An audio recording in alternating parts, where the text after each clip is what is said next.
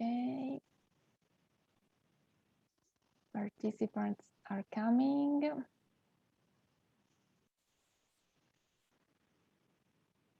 I see 15, 16 people. It's like a countdown, but on the contrary.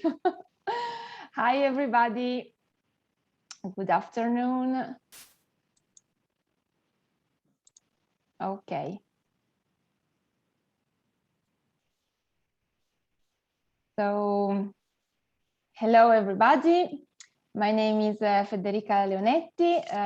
I'm the coordinator of the sector group Textile and Fashion within the Enterprise Europe Network, the network that supports SMEs growing worldwide. We offer services related to innovation and internationalization. I'm working within Union Camere Piemonte, that is the regional union of the Chamber of Commerce. In my region, we organize every year the brokerage event, Torino Fashion Match, addressed to manufacturing companies, fashion designers, SMEs, suppliers, retailers from all around the world, related to the fashion and textiles, of course. And the event is inserted within an international format of a fashion show called Torino Fashion Week, addressed to emerging fashion designers and innovative brands. This is the 6th edition. So we started in 2016, and this year, as you may have applied to the B2B, you see that we have more than 400 participants from all around the world. So again, a great success. We are so happy about it. This morning, you may have some B2B sessions that will continue for other 3 days till the 18th of November. For other 2 days, sorry, of course, till the 18th of November. And within the B2B, we organize different talks on different issues. Yesterday, we talked about circular fashion. Today, I'm very happy to talk about female founder, women entrepreneurship, and sustainable finance. We have a very interesting panelists and speakers from all around the world. We will have different speeches from now till 3 o'clock, more or less, and then we will conclude this day with a panel session with a lot of international speakers, women entrepreneurs, and other international institutions. So I just would like to start because we have a lot of issues to talk about. So I'm just going to start presenting the first panelist. So Mrs. Martina Iannuzzi from the European Business Angel Network. Martina will talk about the major impact for your ventures. So Martina, thanks for joining us. If you want, you can share your screen with your presentation, and the floor is yours. Thank you so much, Federica, for inviting me, and also to Union Camera to having organized such an interesting event. Let me just share my screen, and you tell me if you see it correctly, please. Yes, we can see it. Okay. Do you still see it correctly? Okay, great. So let me just start. Good morning, everyone, again. And thanks again for inviting me here and for everyone else to be joining. We can get started. Let me start by telling a couple of words about the title of the talk, which is The Impact Wave. I got initiated to surf this year right in the days when Federica invited me here. And I saw some similarities between what you need to do to succeed in the water and what you need to do to succeed in the market. I don't know if there are any surf specialists in the room. Please just know that I'm a beginner, but I noticed that to catch the wave, the surfer is constantly looking back at the water when it is actually still flat. and moving toward the wave, positioning himself where he thinks it will go up and break. So before he can even see it, he is already thinking of where the wave is going. And also before the wave reach him, the surfer starts swimming, in technical terms, paddling, first slow and then fast, because he needs to have speed when the moment comes to stand up and surf. So given that impact, sustainability, the green business are the wave, it is already time to start paddling. This being said, today we will start by a brief introduction, then some facts about impact in business, and then go to the core of the presentation, where I'd like to offer you some practical methods of how impact is being measured and a snap at case studies. Let's start from me. As Federica said before, my name is Martina and I come wearing 3 hats today. First of all, I'm project manager at IBAN and represent the community of early stage investors, especially business angels. At IBAN, I execute a number of projects to accelerate startups and connect them to investors. Secondly, I'm indeed an advocate of impact and have been involved in research on green finance, sustainability, circular economy, equity risk, and more recently, impact measurement and monitoring. And finally, I'm a woman in business, almost a girl, I would say, aware of the long-standing bias of the industry and also of the extra hurdles that women entrepreneurs and women investors face when doing their thing. And I'm indeed very excited of the movement happening now, where it's a great moment to claim our vision. Like this little girl in the picture that I really like, is my LinkedIn picture, in fact. Women are finally invading the workspace and increasingly active in a collective manner, which is very powerful. Gender lenses investing is becoming a topic among boards and capital providers, and we can touch upon this also a bit later.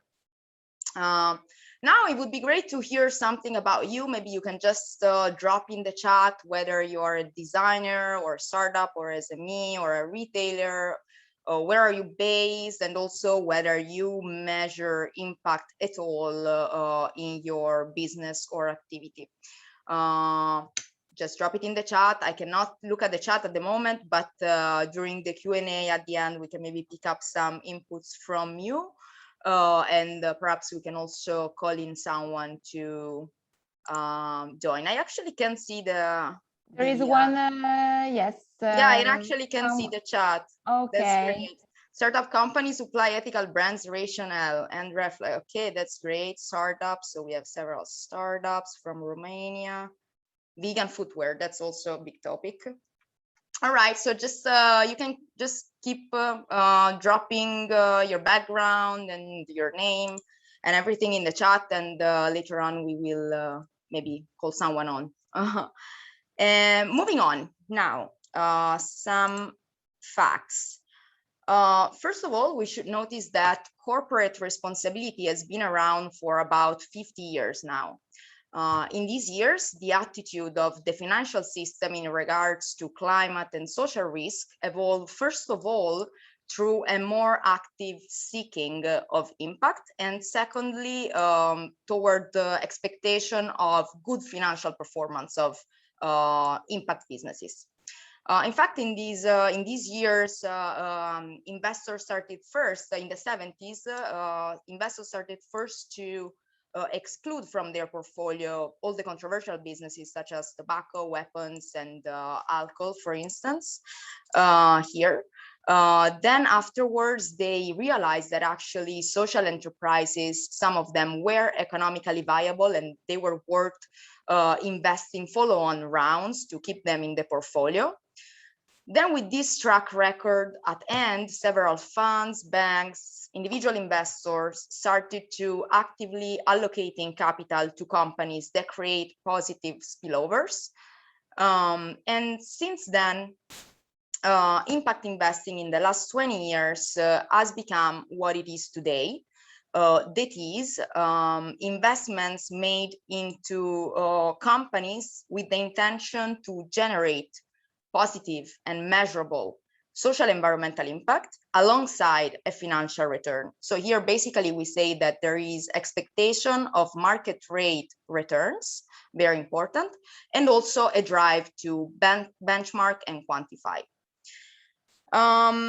During these years, impact investing has basically tripled, mostly due to the fact driven by worsening climate scenarios as those forecasted by the recent IPCC report earlier this year, which here we see an extract where basically we see that extreme weather events are expected to increase by a factor of 40 in the coming years. And what is it? Extreme weather events, what does that even mean? So basically, I don't know, I'm also Italian, from Puglia, so from the south of Italy. And when I got there this summer in August, I was like, oh my God, that is so hot. It's never been so hot. I was shocked. And so yeah, basically climate change is happening already. And really no wonder that everyone is talking about it. Due also to this, impact investing is becoming, in fact, pretty huge. And in 2020, the International Finance Corporation estimates that about 2 trillion of euros of assets can be considered impact investments. This figure broadly includes development finance institutions, green bonds, and also investment in public equities that are somewhat committed to the ESG. Yet there is huge room for further growth, as these 2 trillion only represent 2% of global assets under management. And most investors expect the asset class to grow steadily. And also the IFC still estimates that the global appetite for impact amounts to an astounding 23 trillion euro. Then if we narrow down to only those assets that are impact intent and measurement, so that they basically abide by the best practice of impact investing, we get about 750 billion euro, which is not a small coins. And interestingly, we see that more than half of the invested capital comes from for-profit asset manager, which means that which makes the case again for that impact investments do not give up returns. Then we also see that the full spectrum of investor types participate in the industry, including foundation, development banks, family offices, and this diversity of actors make impact investing perfect for private-public partnership and co-investments among investors at different stages and with different risk profiles, which is very interesting for venture capital and innovative startups that are developing impactful solutions. So there has been a drive to define what's impact and what's not. And Jean, which is the Global Impact Investing Network and kind of the authority in the field, characterized impact ventures according to these 4 characteristics. And we are just gonna tell them very briefly so that we have a common understanding of what we are talking about. So first of all, intentionality, which means that impact comes directly from the business model, product, or service. So the company aims to produce given effects on people or the environment. This is not accidental. Evidence indicates that impact is measured, and the ability to the entity to create impact is in fact proved by data. Management underlines that just like operational performance, these data are used by the management team to improve the impact performance over time. So basically to improve the amount of impact that is created, but also the efficiency of this value creation. And finally, field building, last but not least, which means that impact ventures are each one of them contributing to the growth of impact investing as an industry, each of them raising awareness and making the case for impact in business. Field building in general results in higher degrees of collaboration instead of competition, and also more willingness to share best practices and producing open access knowledge, which is something that we see among these companies. So we are back at the wave here. Why is it in fact the moment to start paddling? It's because never before there had been such a convergence of market forces where governments are already implementing policies to punish polluters and to incentivize climate smart investments. Easy examples being carbon reporting, plastic bans, or carbon taxes, and investors on their side acknowledge that being passive toward climate change will ultimately expose them to extra volatility due, for instance, to these policies that I mentioned now, but also to rising prices of scarce resources that companies are using as primary raw materials and other factors. So investors are basically actively decarbonizing their portfolio as well. Finally, consumers are more careful about their purchases. This is something that we've been hearing for a while now, but also they are willing to embrace innovative business models that go toward efficient use of resources, such as sharing, circularity, reusing, reselling, and so on.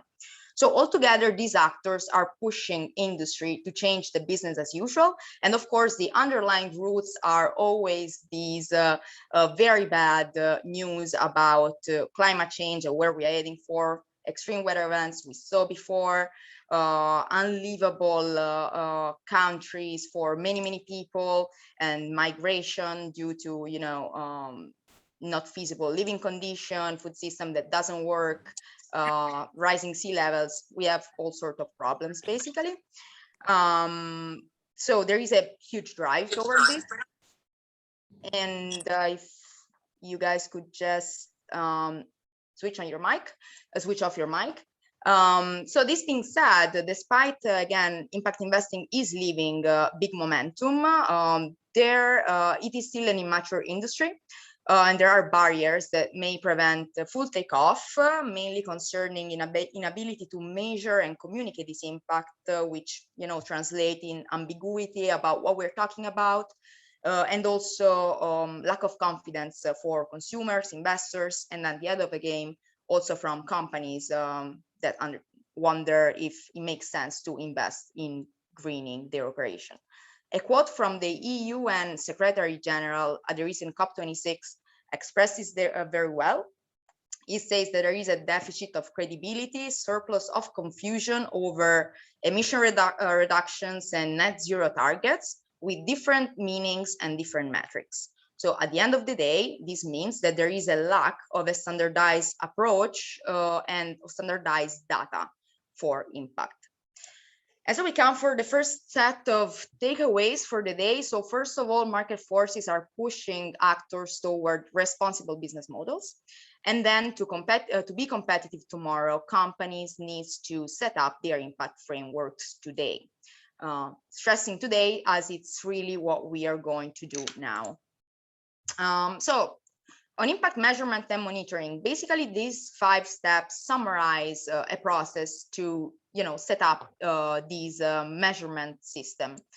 Firstly, you should define your theory of change, which is the logical explanation of how impact will occur as a consequence of the company operation. So how is your product, business model, operation generating the impact that you claim?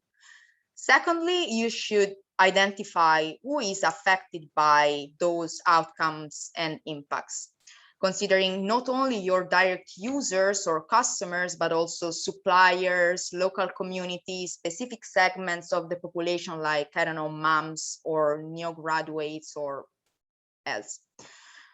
Then you should try to quantify the impact opportunity, meaning how many of these stakeholders are experiencing the impact, which is a very similar exercise as market sizing. Then KPI setting. Here you should select 2, maximum 3 KPIs that are very representative of the value you are creating. And it's worth it here to mention the concept of materiality, which indicates that a company should only consider the sustainability topics that are relevant for its industry or its business model or its value proposition. Because, of course, all businesses have energy consumption or CO2 emissions, but you shouldn't necessarily track those if they're not at your core. So cannot stress it enough. We're talking about 2, maximum 3 KPIs. And then, yeah, you should just follow these 5 steps. It's really all you need to do. So what is the change you're making? Who and how many are experiencing it? How do you measure? And then go for it. There are also a number of tools out there to guide companies through the process, which offer data and templates. These tools help you to get a robust yet tailored system. And now we're gonna go through some of them. Starting by materiality, as I said before, here basically we have the materiality map developed by SASP, which is an American Association of Large Corporate and Financial Partners. It's a free online tool that identifies the sustainability issues that are relevant for 78 different industries. Here, relevant means that the given topic is able to affect the financial performance of the company. And what is interesting is that there is an immediate link between sustainability and financial performance, and also that this tool easily narrows down the issues that a company should consider when thinking about sustainability. Moreover, SASB suggests a set of KPIs for the different issues. Then we have IRIS, which is a sort of ecosystem developed by GIN, which we mentioned before as, again, the authority in impact investing. Also, IRIS Plus, it's a free online tool where user can select either the industry or the SDG that they're tackling.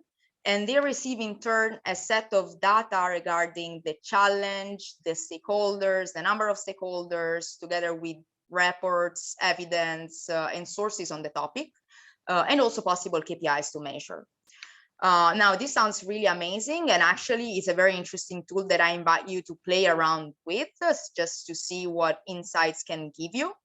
One shortcoming is that some industries are still not perfectly covered, and so the results that you may get may not fit your situation perfectly. But this being said, GIN is continuously expanding the tool, making it more user-friendly. And so it's definitely worth to take a look at it. Then we have Impact Management Project, also known as IMPA, which uses the same dimensions of impact proposed by IRIS, which are, again, what impact, who are the stakeholders, how relevant is the impact to the stakeholders, contribution, and risk.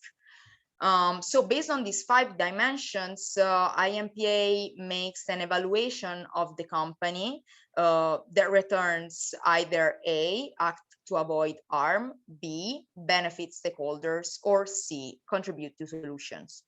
So I'm not even mentioning cause harm because you don't want to be there. You want to try to be in one of these 3, and of course C is the winner.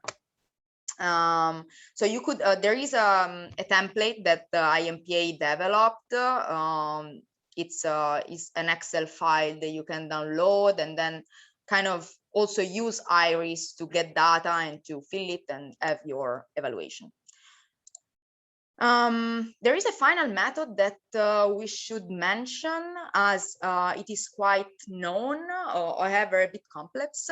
This ROI, which is social return on investments, is one of the first attempts to measure impact. In fact, it was developed in 2004, as you can see, and it basically consists in a discounted cash flow of impact, where you need to estimate the monetary value of the benefits and also a discount rate.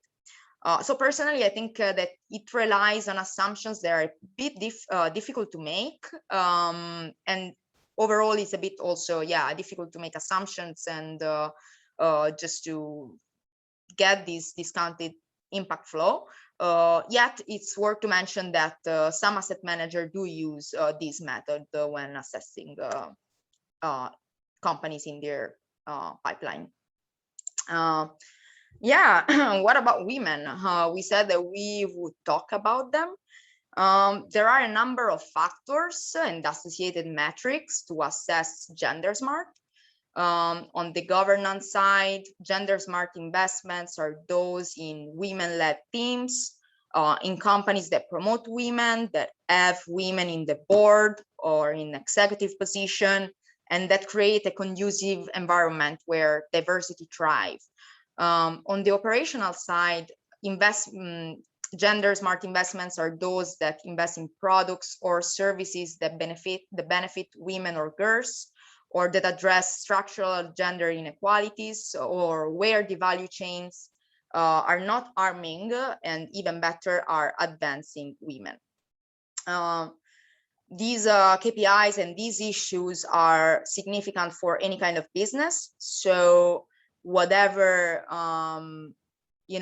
impact framework you're selecting or setting up, you could always include a couple of metrics for gender smart. Yeah, now we can look quickly at a snapshot of a case study. Continued Fashion, it's of course a company operating in the fashion industry, and basically it's a Danish retail platform which aims to drive systemic change in the fashion industry by allowing customers to rent clothes, to buy clothes with the option to resell, and therefore to resell clothes and then buy used clothes. So basically it enables a circular economy in the fashion industry. It is a B2B company and a white label platform that makes it easy for brands, their clients, to put in place a circular model, as they provide, for instance, take back programs and also peer-to-peer logistics. And this is basically, again, a white label platform that gets integrated into the e-commerce of a brand. So among the value proposition for users, of course, they make it more efficient to buy and to resell, and reduce the waste and the expenses linked to buying clothes. But also for brand, this means that they maximize the customer lifetime value, moving from the purchase only point of contact to a longer relationship that include buying, repairing, renting, exchanging, and so on. So here we have a very comprehensive snap of all the tools and the impact management, measurement systems that we saw before. A bit of a summary of the concepts. So first, we can identify the SDG of interest that a company is tackling. Then we can look at the material issues and how this company specifically is addressing. So here I took material issues from both apparel and e-commerce, as you know, we are a bit at the crossroads of those. And we can already say that product life cycle management is pretty much addressed by the company, as it's really what you're trying to do to minimize the footprint along the life. Waste, it's also addressed, water and energy consumption as well, data security, and so on. So these are a bit the basis of what the company should try to improve and to tackle in their business model. Then we have the theory of change, so the inputs, the activities that they carry out, so take back programs, refurbishing, repairing, recycling, reselling. The outcomes: resource efficiency, waste reduction, lower water and energy consumption from producing clothes. And the impacts is that at the end of the day, consumers and brands adopt more sustainable and aware business model or lifestyle, and then the fashion and retail industries become more climate smart. In terms of stakeholders, I just listed the usual ones, so the buyers, the brands, and so on, but I also listed a couple of weird ones just to, you know, have a talk about it. So What about service provider? Maybe we can imagine that all these, side activities, repairing, recycling, will not be carried out by the brand itself, but outsourced to, smaller companies or service provider freelancer, which could greatly benefit by, this revenue stream. We can think that maybe we are going to only contract, I don't know, single moms with skill set in embroidery and so on. So these are also stakeholders that we should consider. What about parents? That's even more weird, and it really depends on the brands that are clients. But for instance, if I'm working with kids or teenage brands, we know that kids or teenagers wants to buy stuff all the time, new things, but then they are also get bored very quickly. So maybe this solution can help parents to, at the end of the day, have a lower hit to their wallets when they make their kids happy. And then associated KPIs. Some KPIs that Continued could track are clothes that are bought with the resale option, clothes that are actually resold, the life cycle of a piece of clothing, so how much time these change ends, and so on. It's important to notice that all these KPIs, all these data are already in the platform. They are tracked automatically when transaction happens on the platform. And so it really doesn't require much more effort from the company side. And here we have a bit of an overview of the dashboard that IMPA should return. So is the impact positive, negative, direct, who, how many, what's the contribution? So basically contribution is how much of the impact could have happened without the company. And we can say that there are possibilities that, people just buy secondhand stuff. So that's why it's in the middle here. And how volatile. So based on this assessment, we can say that this company is contributing to solutions.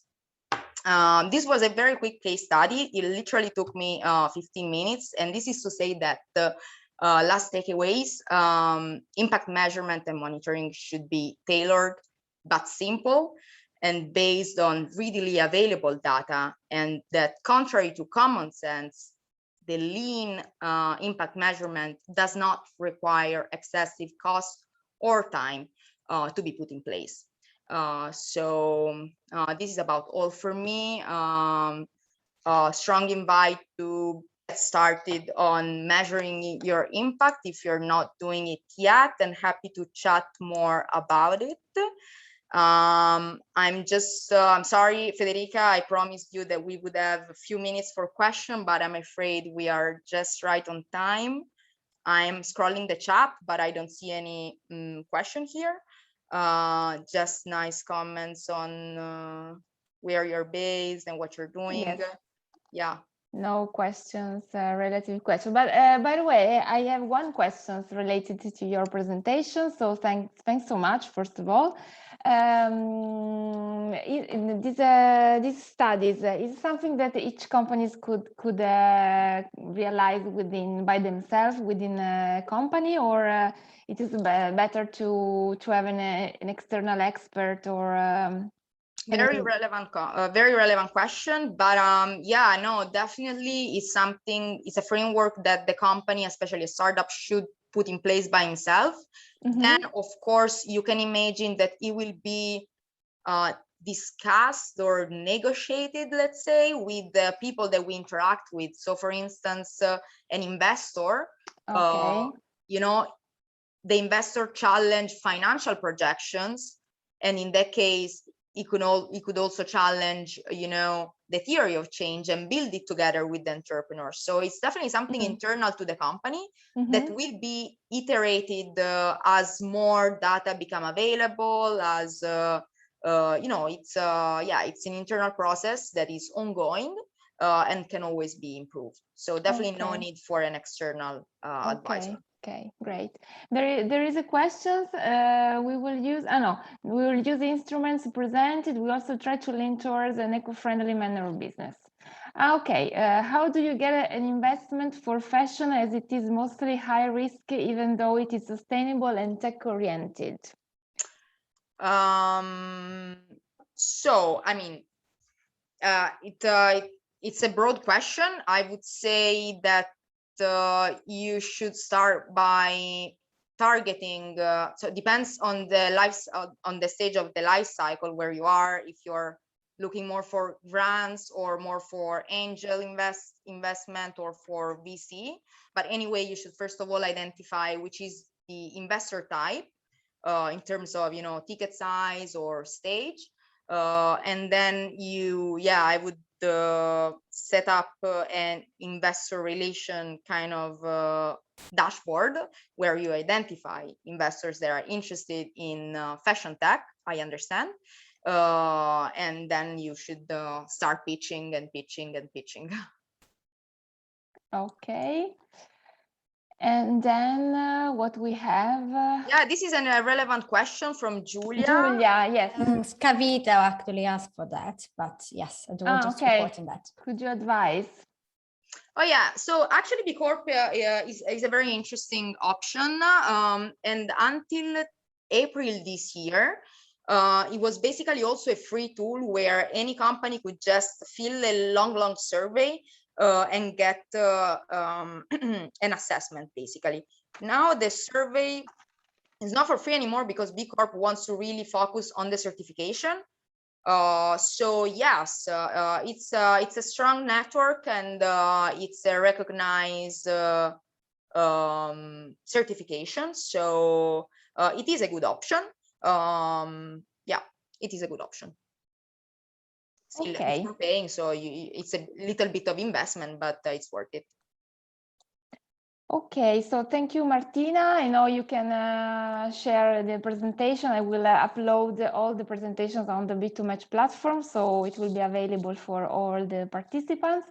So thanks once again. If I will receive other questions, I will forward to you, of course. That's great. Thank you so much. Thank you. See you later. If you wanted to stay with us, you are welcome. So we can go ahead with the program. Now we had my super colleague, Giulia Sirigu from UK, United Kingdom. So she's a senior innovation and growth specialist at Enterprise Europe Network, of course. At Innovate UKH, and she's also member of Fund Hair North. So she will talk about women entrepreneurs and funding opportunities. So thank you, Giulia. Thank you very much, Federica. It's an honor to work with such amazing women for me. In the meantime, I share my screen. Can you please let me know if you can see it? Oh, no, sorry. Yes. This is my mail, I think. No. Was that yes. the screen? Was the presentation. Okay, that's brilliant then. Okay, perfect. Yes. Because I'm having two screens, apologies. I can only see some of them. So what I would like to do today is, of course, talk about women entrepreneurship and funding opportunities. And this is because I'm wearing different hats too today. As Federica was mentioning, I'm one of the innovation and growth specialists for Innovate UK Edge, which is the UK partner for the Enterprise Europe Network we work with. For the Enterprise Europe Network, I'm part of the Women in Entrepreneurship sector group that is helping women, that is trying to encourage the presence of women in business. And I'm also the Northwest head of office for the Italian Chamber of Commerce, so working a lot in internationalization and trying to favor the presence of women doing business. So what I would like to do is, before present you some data in order to understand which is the state of the art, and after that giving you some advice and telling you which type of opportunities there are in the global scenario. Of course, there are many of them, so I won't be able to mention all of them, but I will just give you some general information about what you could do in order to reach more funds and which are the typical problems women are funding when looking for funds. First of all, unfortunately, this is a fact. Female entrepreneurs globally receive less funds than their male counterparts, and this is happening globally. It's not just in Italy, it's not just in the UK, it's not just in Europe, it's everywhere in the world. The reality is that even more pronounced for, the problem is even more pronounced for women of color and those in developing countries, and it comes at great cost to gender parity efforts. As a result of this funding discrepancy, female entrepreneurs lack of equal opportunities to innovate, to build a business, to grow, and to have access to funds, of course.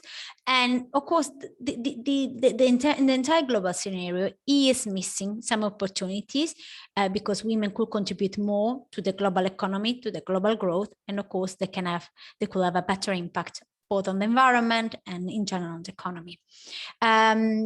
There is abundance of evidence that is telling us that women entrepreneurs that receive fundings, though, develop business that perform better than the male counterparts, and probably it's because it's due to the different barriers that are present at the economic, social, and cultural level. Women need to show that there are more efforts there, that they need to show the ability to do that. So when they're receiving funding, they develop bigger businesses, they show more returns on investment, and it's suggesting to us that even investors are missing out on attractive type of investment opportunities. So it's a double-sided problem. So from one side, women are missing some opportunities, the global environment is missing the opportunities, but also the investors are missing the investment that they could make on specific companies that can be very productive for them too. So let's see a bit of numbers. So these are just some percentages that I wanted to mention to you, and I'm trying to touch different regions in the world. So for instance, according to the European Commission, in Europe, only 2% of VC's capital goes to all female teams, while only 5% goes to mixed gender teams. All the rest is going to male teams. In the UK, because I'm based in the UK, of course, and so I know quite well the UK, the British environment.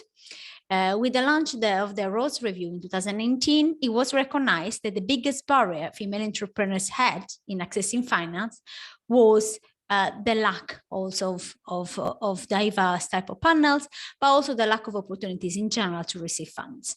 For this reason, different activities and different initiatives have been put in place in the UK.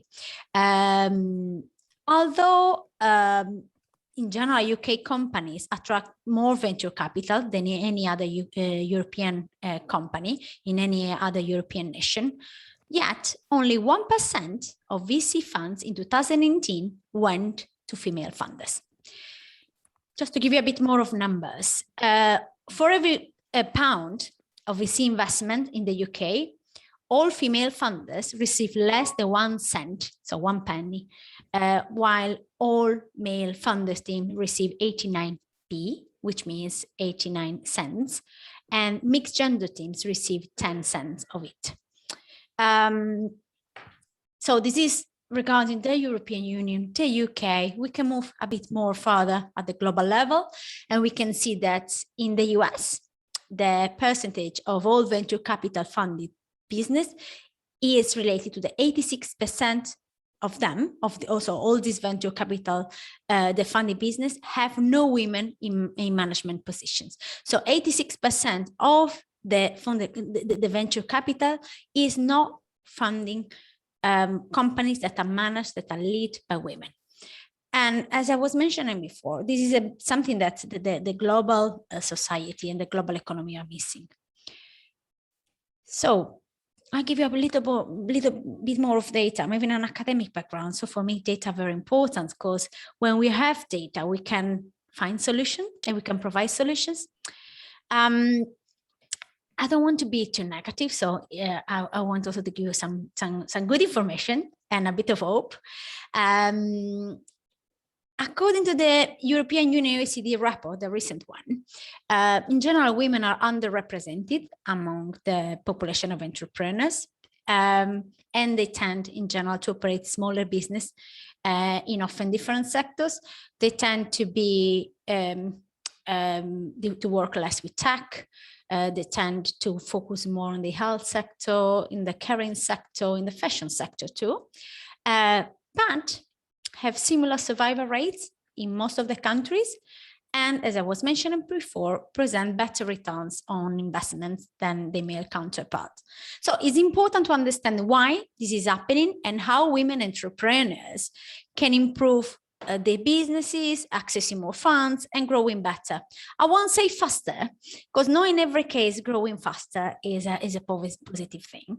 So, but anyway, we need to consider how to grow better, which type of fund we can have access to. So there are a number of issues, and all these problems are generally are globally recognized to be related to a number of issues. For instance, in the UK, only 1 out of 3 entrepreneurs is female, but at the global level, and in the UK too, women are more than half of the population.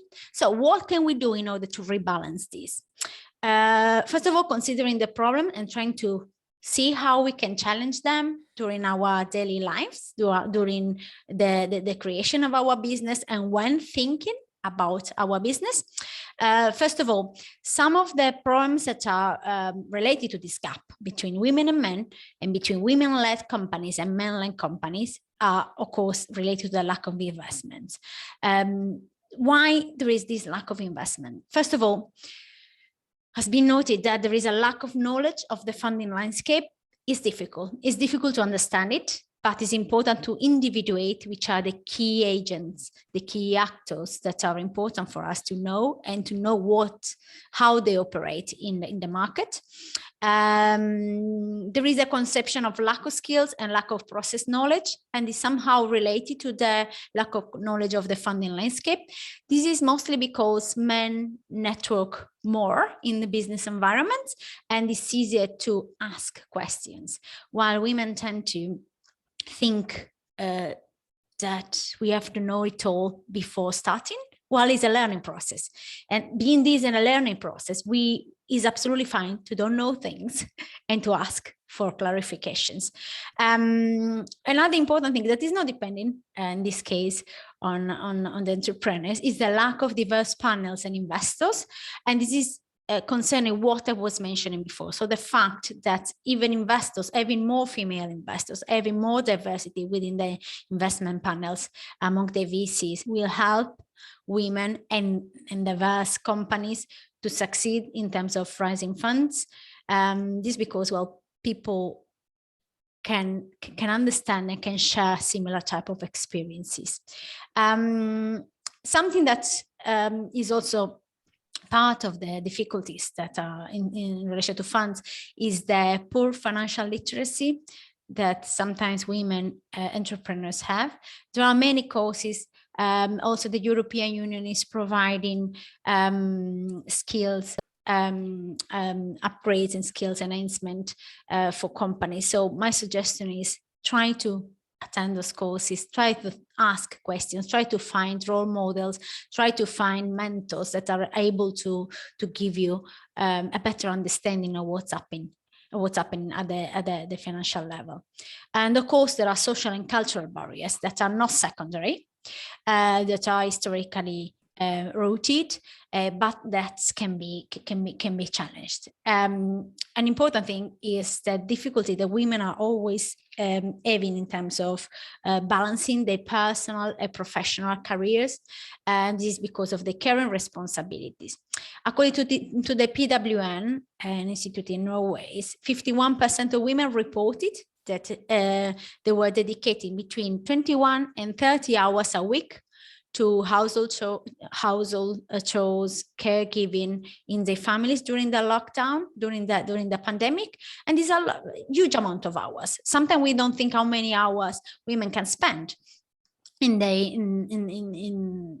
the house in the more private context, but this is also having an impact at the business level, because the caregiving work that women are doing for free at home is corresponding during the pandemic was corresponding approximately to 15,266 euros per year, for a total of 43.8 million of euros of unpaid work done globally. Unfortunately, the situation worsened during the pandemic. In fact, during the last year, the income of unpaid work was more than double with respect to the 2019. But we are all rebalancing our lives, I think, at the specific moment, and this type of balance of the work, this type of work-life balance is something that we need to consider in order also to be able to dedicate more time, more efforts in our businesses. It doesn't mean that it's women's responsibility, of course, it's a social responsibility. Male counterparts have a responsibility, states have a responsibility in this. But due to these difficulties, women don't scale their businesses the same than men. Imagine that in the UK, typical women-owned business is about 40% of the size of the men business. And also in UK, only 22% of all investments goes to female funders, but women tend to request half of the investment size that men are generally asking. So ask for more, don't be shy, don't think that you don't have enough knowledge to do that, and prepare and do your homework, prepare well in order to justify what you're asking. But we're also very good at doing something, and which is very important for me to underline, because we always focus on the negative side, but we are very good at doing something. So let's shout out this. So despite all the difficulties and all the limits I've listed to this moment, women funders represent a better return on investments. In fact, I give you some data also from this point of view. According to the Rose Review, women had 42% success rate versus 32% for men when talking about investments. And those women that were receiving warm introductions were 17 times more likely to receive funds. So do networking, ask for introduction, ask for support. And a good thing, private tech companies led by women are more capital efficient and achieve generally 35% higher return on investments. And when venture back, I know it's the difficult part, but when venture back, they receive 12% higher revenue. They show 12% higher revenue than startups that are run exclusively by men. So it means that when investors are investing in women, they will have higher returns. Women will be able to create more business around what they are doing. Just to give you other informations about what we do very well, and which is the positive impact. So connecting this to what the other speaker was mentioning. So how can we create better impact? Well, women-funded companies, for instance, in the first round capital portfolio, outperform companies and founded just by men by 63%. And the OECD is showing us that women-led companies have similar survival rates. So which is the impact of this on the global economy? In 2021, the World Bank estimated that the gender finance is worth $1.7 trillion, but still only 2% of venture capital at the global level goes to women-led startups. And according to the European Commission, improvements in gender equality could create 10.5 million jobs by 2050 and boost the European economy between 1.95 and 3.15 trillion of euros. So the gender finance is very valuable also for the global economy. So when we are talking about women, of course we need to consider a wider concept of diversity. And also when talking about innovation, I work on the innovation sector here in the UK, and data are showing that a greater proportion of revenue from innovation is produced by those companies that are showing above average diversity. It's more or less the 45% of the total revenue in comparison to the 19% only of revenue produced by investment for those companies that are even below average diversity in the boards. However, again, only 77% of company boards are more than 2/3 male, and only 2% of them have more than 50% of women members. But why having diversity is so important? Because without diversity, we cannot have innovation, because we need to think outside the box. We need to think with different eyes in order to produce innovation. And especially, we need to consider alternative points of view. So what we did, just briefly, because I'm aware of time and I know I'm running late. So what can we do to improve the presence of women and the presence of diversity in our economies? In the UK, both Innovate UK and the Private Association and Association of Groups of Investors created a number of programs that can be helpful for women. One of them is Funder North.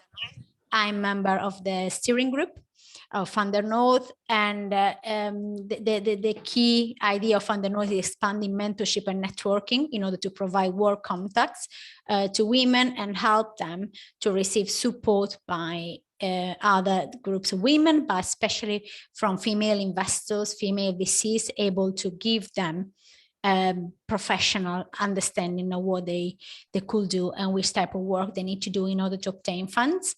The work of Funder North is also aiming to level up the gap between the funds that are gravitating around the London area and the northern part of England.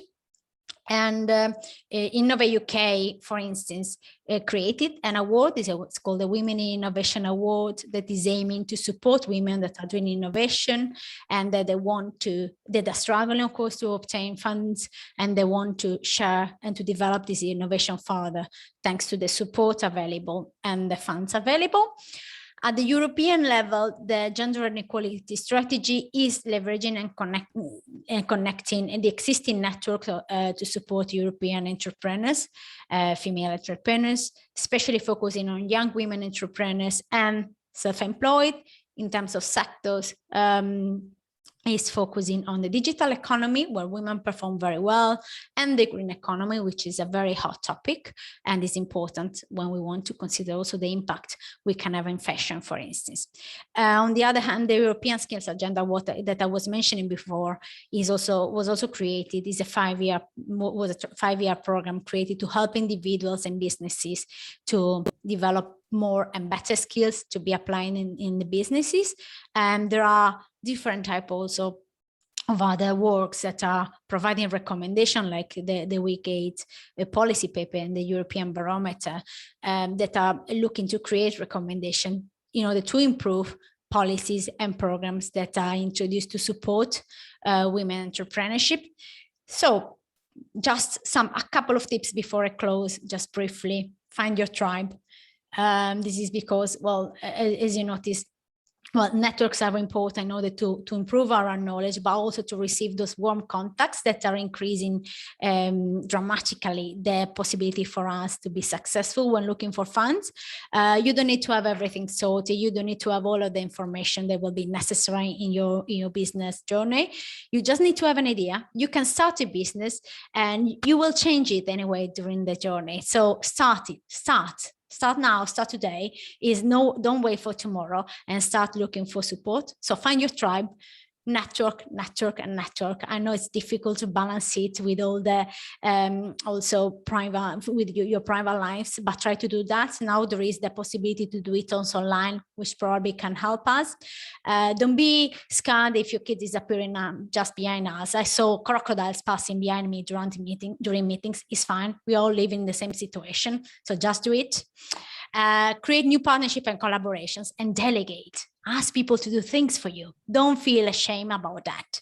Ask for help, ask for support. Enterprise Euro Network is providing a lot of support. The different groups are providing support. There are a lot of associations, there is state support. Ask for it, and don't be scared of asking, what does this word means? What should I do in this situation? Ask for that. Other important thing, manage your time is essential, but also talking about your business, accelerate it. So manage your time, but also take your time to talk about that. Don't just stay in front of your Excel spreadsheet to work on that. Communicate what you are doing. and find inspirational people. Find people that can, find people that can be your mentors, find people that can be role models for you and that can help you to receive the support you need and the introductions that you need. So find inspirational people, find your tribe, ask for support, and check your time, but also trying to talk about what you do. Don't wait for tomorrow. And these are the key recommendation I would like to give you today. So I'm aware that I went just a bit behind the schedule. So thank you very much, Federica. Thank you, Julia. So inspiring this presentation. So thank you so much. We have a brilliant messages in the chat, such a great vibe, so brilliant, excellent. Yes, I can outline the point that the Enterprise Europe Network can provide some supports related to women entrepreneurship, of course, through the services, but also through the sector group that Julia mentioned before. So the Women Entrepreneurship Sector Group, that is it's a group that collaborates very well with us, with the sector group Excel and Fashion as well. And there are a lot of other activities and initiatives around Europe. You mentioned, of course, the WeGate platform. It's very interesting. If you don't know, just Google it. WeGate provide a lot of trainings and supporting activities for women entrepreneurships on different issues related to finance, to inspirational mindset or other things. So it's very interesting. But also another network, Eurochambre, can provide the network of women entrepreneurship can provide a lot of support. And here today we have a representative, Giulia Rocchi, that will provide a talk afterwards. So there are a lot of things to do if we are inspired and if we have a good business to promote. So thanks again, Giulia. I will upload the presentation, of course, also about your speech today, so it will be available. Yes, so now we can go ahead. So I see Angela finally. Hi, Angela, welcome. So it's your turn. Hi, good afternoon. So Angela Iore, it's a board member of the FinTech Diversity Radar Initiative at Findexable. And today she will talk about the importance of data in the delivery of equitable financial services, and she will present the FinTech Diversity Radar Initiative. So Angela, if you want to share, you can share your presentation by your own. Can you see it, everybody?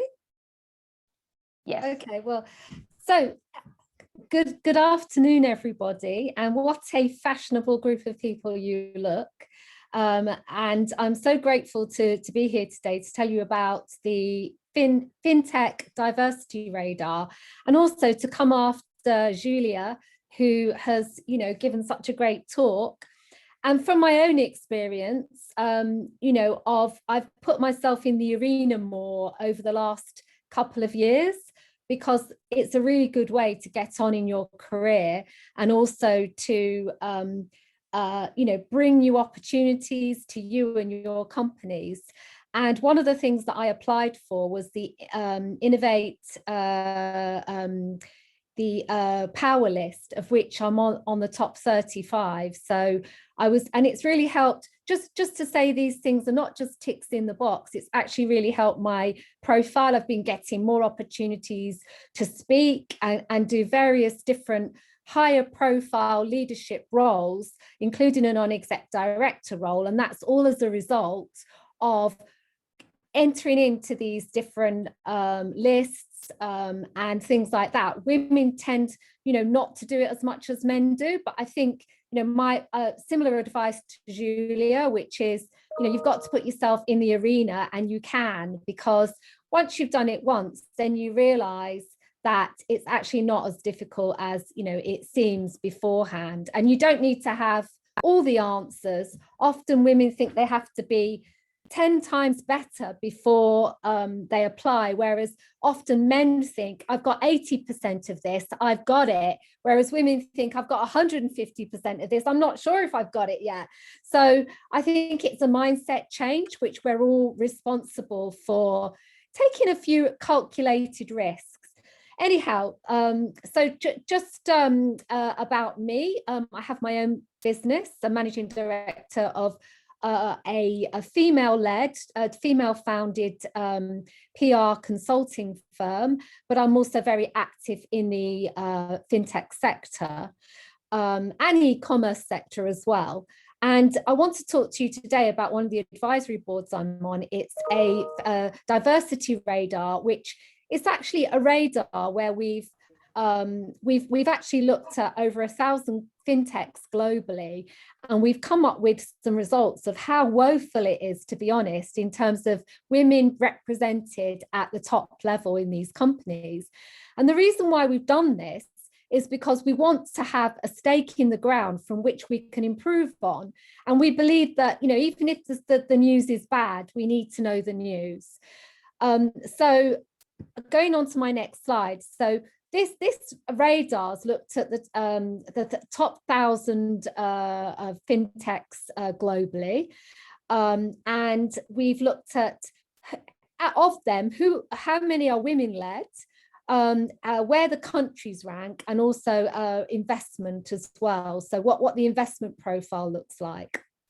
So we've looked at 1,032 companies in all regions. They're all private, the best performing private firms. And we've looked at LATAM, North America, the Middle East and Africa, Asia Pac and Europe. And there's some real surprises in this data, actually, because what my assumptions were completely wrong. Maybe yours are different anyhow. So it's quite interesting. And just to start with, you can see here that so these companies constitute over 3,000 board members, of which only 380 are women. And then at C-level, executive level, it's a little bit better because obviously it's broader, but still you can see, next to the nearly 4,000 men, there's less than 1,000 women at the C-level. And the C-level women tend to be in certain roles as well, which we'll talk about later. And then, in terms of founders, this is where we, the entrepreneurial side, where we really need to see change, because of the founders, over 2,036 are men and only 131 are women. And that's not just down to women, not wanting to be founders. It's due to accessing investment, which is all amazing things that are going on, that Julia's company or organization is representing, is to change these areas, which she's spoken about. So next slide. So are we minding the gap? I mean, for any of you that have never been to the UK, if you get onto the London Tube, there's a big gap at one of the stations. And when you jump onto the tube, you have to make sure you don't end up in the rails, and it says mind the gap.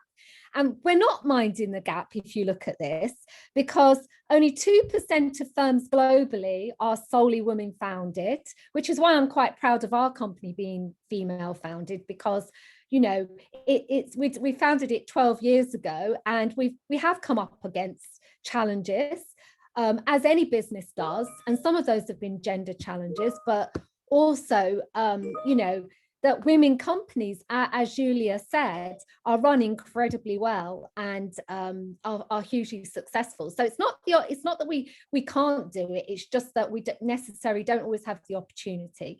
And then 94% of these fintechs are founded by men. And 1 in 5 of the executive team members are women. So, it's a woeful representation, which, guys, we've got to change. And of the countries that you would think would be there at the top with founders, board members and executive teams, Actually, Africa is leapfrogging a lot of the West because they have the highest proportion of women at board level. And women are highly respected in the African cultures as the matriarchs and the most important person in the family. And I guess that seems to have also translated itself into strong African women in fintech as well. And in North America, in the corporate world, not surprisingly, because of the amount of opportunity there, North America has the highest proportion of the executive team members. And Asia has the highest proportion of female founders. So, you know, this is based on a relatively small sample of over 1,000, but still, it's still the top 1,000 fintech, private-owned fintech businesses in the world. So it's a good barometer for us to look at. And this slide here, so, you know, this looks at the percentage of firms with men only or women only executive teams. And again, 0% of firms in Asia, Africa, and North America have women-only teams. In the Middle East, they have the highest proportion of women-only teams, but I mean, it's still, you know, it's in single digits. And then 7 out of 10 firms in Latin America have no women in the executive team. So this is not a good show, really, is it? I don't want to depress us all. I'll try to also be positive, but we have to, you know, we have to say it how it is. And this is how it is at the minute. And then there's types of roles that women tend to be in at the top level. The top 3 roles are HR and people, marketing, and then latterly finance. Now, I guess marketing and HR are typical functions that you expect women, you know, to be in, but they're also very, very important functions. And what you know, we need to do is elevate their importance rather than say, you know, we need to get more women into the other roles. Yes, that goes without saying, but marketing and HR are the lifebloods of all of our companies. And we have a woeful shortage of talent at the moment in the fintech space. And, you know, HR is never been more pivotal to a business's success. That's whole culture and talent strategy. So, you know, the fact that we have, you know, it's about elevation of these actual functions rather than saying, oh, no, we want more women in engineering. Of course we do, but we also want great women and men in these functions too. And then if you look at the bottom 3 roles for women in fintech, it's strategy, technology, and most importantly, the CEO's role. Well, that of course, you know, we want to change and level up. And there's some fantastic examples in the UK and other countries of CEOs that I've worked with that are women who, you know, just are absolutely superb. And one great example of that is Global Processing Services, who their CEO, Joanne Dewar, has just managed with her leadership team that's very diverse to get £300 million in funding. And that's exceptional, but it shouldn't be exceptional. It should be the norm. But, you know, that's a good news story to tell. And then in terms of the disciplines by region, so, you know, the dominant roles across the board are the people and marketing and finance. But in Africa and the Middle East, global leaders in proportion to women fintech CEOs. So there's a better proportion there, as you can see, the African figures and the Middle Eastern figures are more of a leveling up than they are. So I guess the question here is what can we learn from Africa and the Middle East in terms of what they're doing? Perhaps they've leapfrogged some of the diversity issues that, you know, our legacy in where we, you know, for women in some of the more developed countries. But whatever they're doing, albeit from a small sample, is pretty good. And where do women CEOs and CTOs do best? Well, again, it's here's the stats speak for themselves. It's in the Middle East and Africa. So 2.5 times proportion of women CEOs in the Middle East relative to Europe, and 2 times in Africa for CTOs, which is double the global average. And then looking at different countries here. So, I mean, because of volume, women founders tend to do best in the US, but this is not like for like. So if it was like for like, the situation would look differently. But based on our sample, these countries are US, Brazil, China, India, and then going through, you know, shows where the women founders are. And the regions that has the most women founders is still the US. But then if you look at when the US still is the largest country in the world for financial technology, and the top cities in the world are San Francisco, New York, and then London. So that sort of explains, you know, the stats. And then in terms of cities, London does quite well. And I mentioned one of the CEOs there, but you know, 39 CEOs in our group of 1,000, and here's where you'll find them. So London, Dubai, Sao Paulo, right through to you know, a couple in each of the last 5 cities. And the location of the 10 largest companies with women founders are Brazil, China, and then latterly Australia, Hong Kong, United Kingdom, and the United States. And this is just a little bit about the investment community.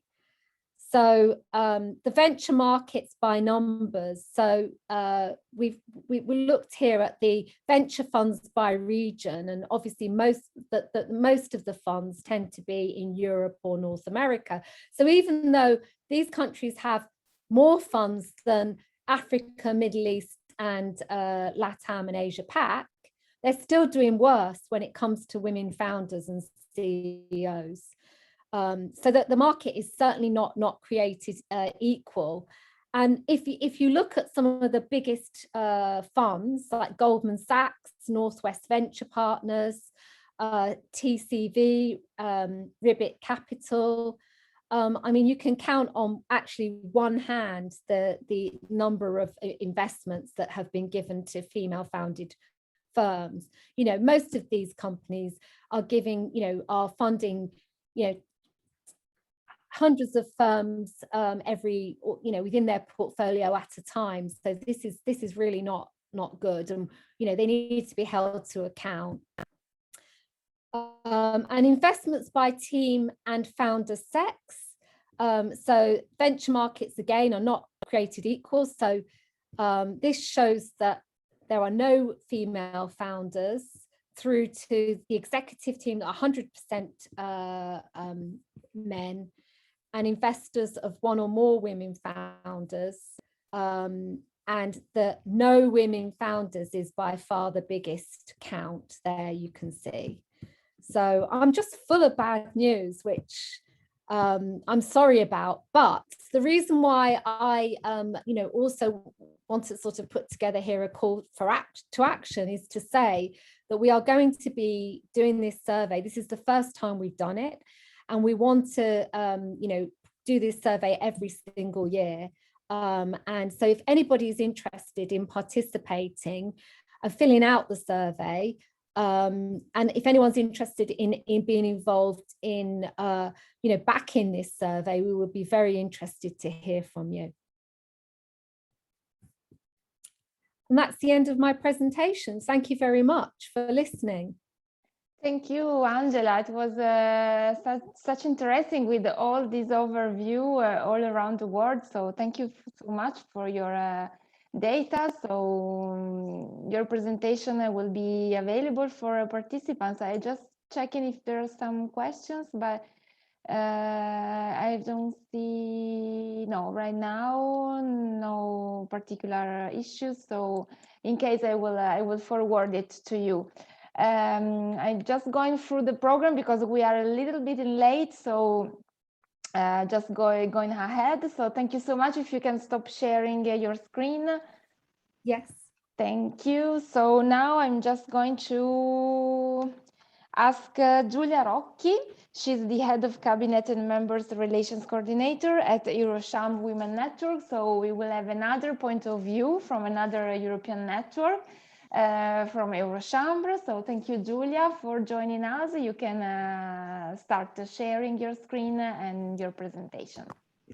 Thank you very much. The first surprise is that I have decided not to give a presentation, so I'm going to give a speech.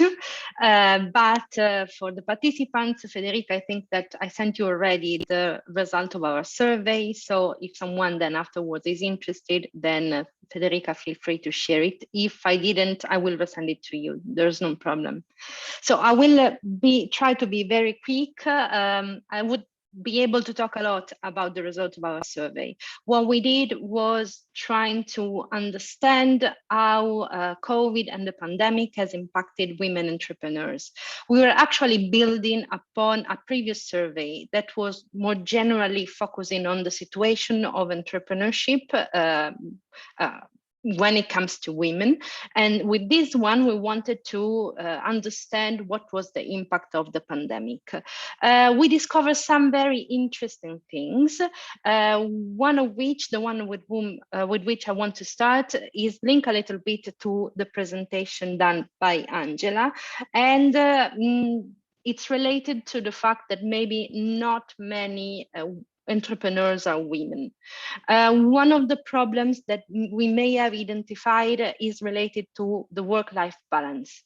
This is a huge issue. We all feel it as women. So in our job, for an entrepreneur is even more difficult. According to our survey, actually, the huge majority of the women entrepreneurs who replied agrees with us that the pandemic was a disaster from this point of view because of lockdown measures. So working from home, it made it even more difficult for women to separate their professional and their private life.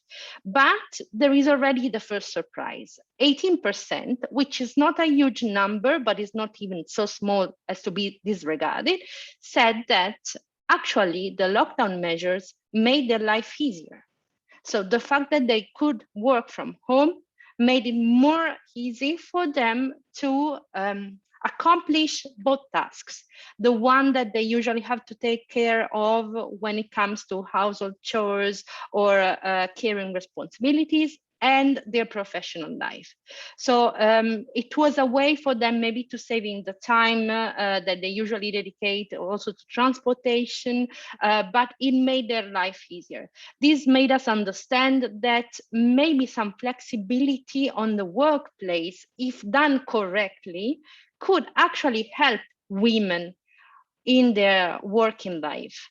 In general, this is a big issue. So we just listened to the presentation, and I completely agree. It's a problem because the majority of the household chores and the majority of this kind of responsibilities are on women's shoulders. And it's also a problem because, at least from what I know, so maybe my knowledge is limited, so maybe I may be incorrect, but from what I know, at least at European level, the legislation to help support women in this is focusing mainly on women employees. So when it comes to women entrepreneurs, and when it comes also to women who are not currently working, but they want to access the work market, or they want to found their enterprise, then there's no support. So all the work-life balance measures, if and when there are for women employees. It's like half of the word is forgotten. So this is the first issue. It's a strong issue. We try to raise it as much as possible at European level. And I think that at national level, it may be similar, because that's the tendency that we saw when it comes to new legislation on this topic. Then I want to give you another input when it comes to investment. So we spoke about investment. The first survey that we did a couple of years ago on women entrepreneurship confirmed what my colleagues here already said. So it's a problem for women to access funds, and they perceive it. So this is at least the reply they gave us. Maybe there's more to it, but they perceive it like an issue of not being considered as much reliable as men businessmen. So this is an issue for them. They don't have the same level of credibility. When it comes to our COVID survey, the respondents simply said that there was no particular impact of COVID when it comes to investment, but because the situation was already bad before. So there is a problem. Another problem linked to investment, it's also support not only to create a company, we discuss it, but to scale it up, but also to scale it up, to adapt it. Because that's also another nice discovery that we had through our survey. We asked them if they had to adapt their business model because of the pandemic. And the huge majority among them told us, yes, of course, we had to adapt. You can imagine it. It was like that for everyone. And this has been done across all sectors. So there were just a very few technical sectors, but technical, not in the sense high tech, but in the sense metal production and this kind of sectors that were not impacted, but all the others have to adapt their business model. But the very good thing is that the majority of our respondents claimed that they want to keep those changes after the pandemic and the effect of the pandemic is over. This means that, first of all, women are very resilient. It's a very good sign. Second of all, that despite the fact that change was brought to us through very horrible and difficult conditions, then women are also able to jump on an opportunity, to take advantage of it. But then, that's also what we ask, do you need further support? Especially when it comes, for example, to digitalization. So one of the main challenges for the businesses was to go online during the pandemic. We don't know exactly if this jump online was done because of the pandemic or it was already programmed, but the pandemic just made things to happen faster. This we don't know, but in both cases, what we saw is that a lot of businesses were ready, or women-led businesses were ready to do this jump, but a lot of them told us, we cannot make it now, we cannot transform this change in a sustainable thing, we cannot embed these changes in our business model, in our daily business model forever if we don't get further support. We need further training, we need further funding, we need support in digitalization, ideas are there, we want to do it, we did it, but how can we make it sustainable? So this is also another very huge issue that we have to take care of. I'm still on time. I just want to give you another last input. One thing that we didn't expect was the fact that among our respondents, the one who founded their business quite recently, so we're talking about the last 5 years, were the one who didn't have to adapt the business model. And this also made us think further, because we would have expected those businesses, since they are new businesses, to be more frail. So maybe to be the one not to resist to the pandemic, or maybe the one that they need to adapt more. The fact that they told us, no, we didn't need to do it, it means that new businesses are already okay with the actual market. So we go back to what we were talking about before. Maybe digitalization is one of the keys. New businesses already have those kind of processes embedded in them. So they didn't need to transform much during the pandemic. The old businesses are the ones who suffered the most. Although they are well established, they didn't have new instruments. So again, We need to support women entrepreneurs in making this transformation. And I will close it here. I just want to remind everyone that despite whatever I said, still, if we look at the numbers of the OECD, what we see is that the amount of businesses who are present online is quite low, at least in Europe. But the amount of our respondents who were already present online before the pandemic, it's a lot higher. So we're talking about, I think, 30% of businesses in Europe that are online, while for our women respondents, we're talking about 55%. So again, women are ahead.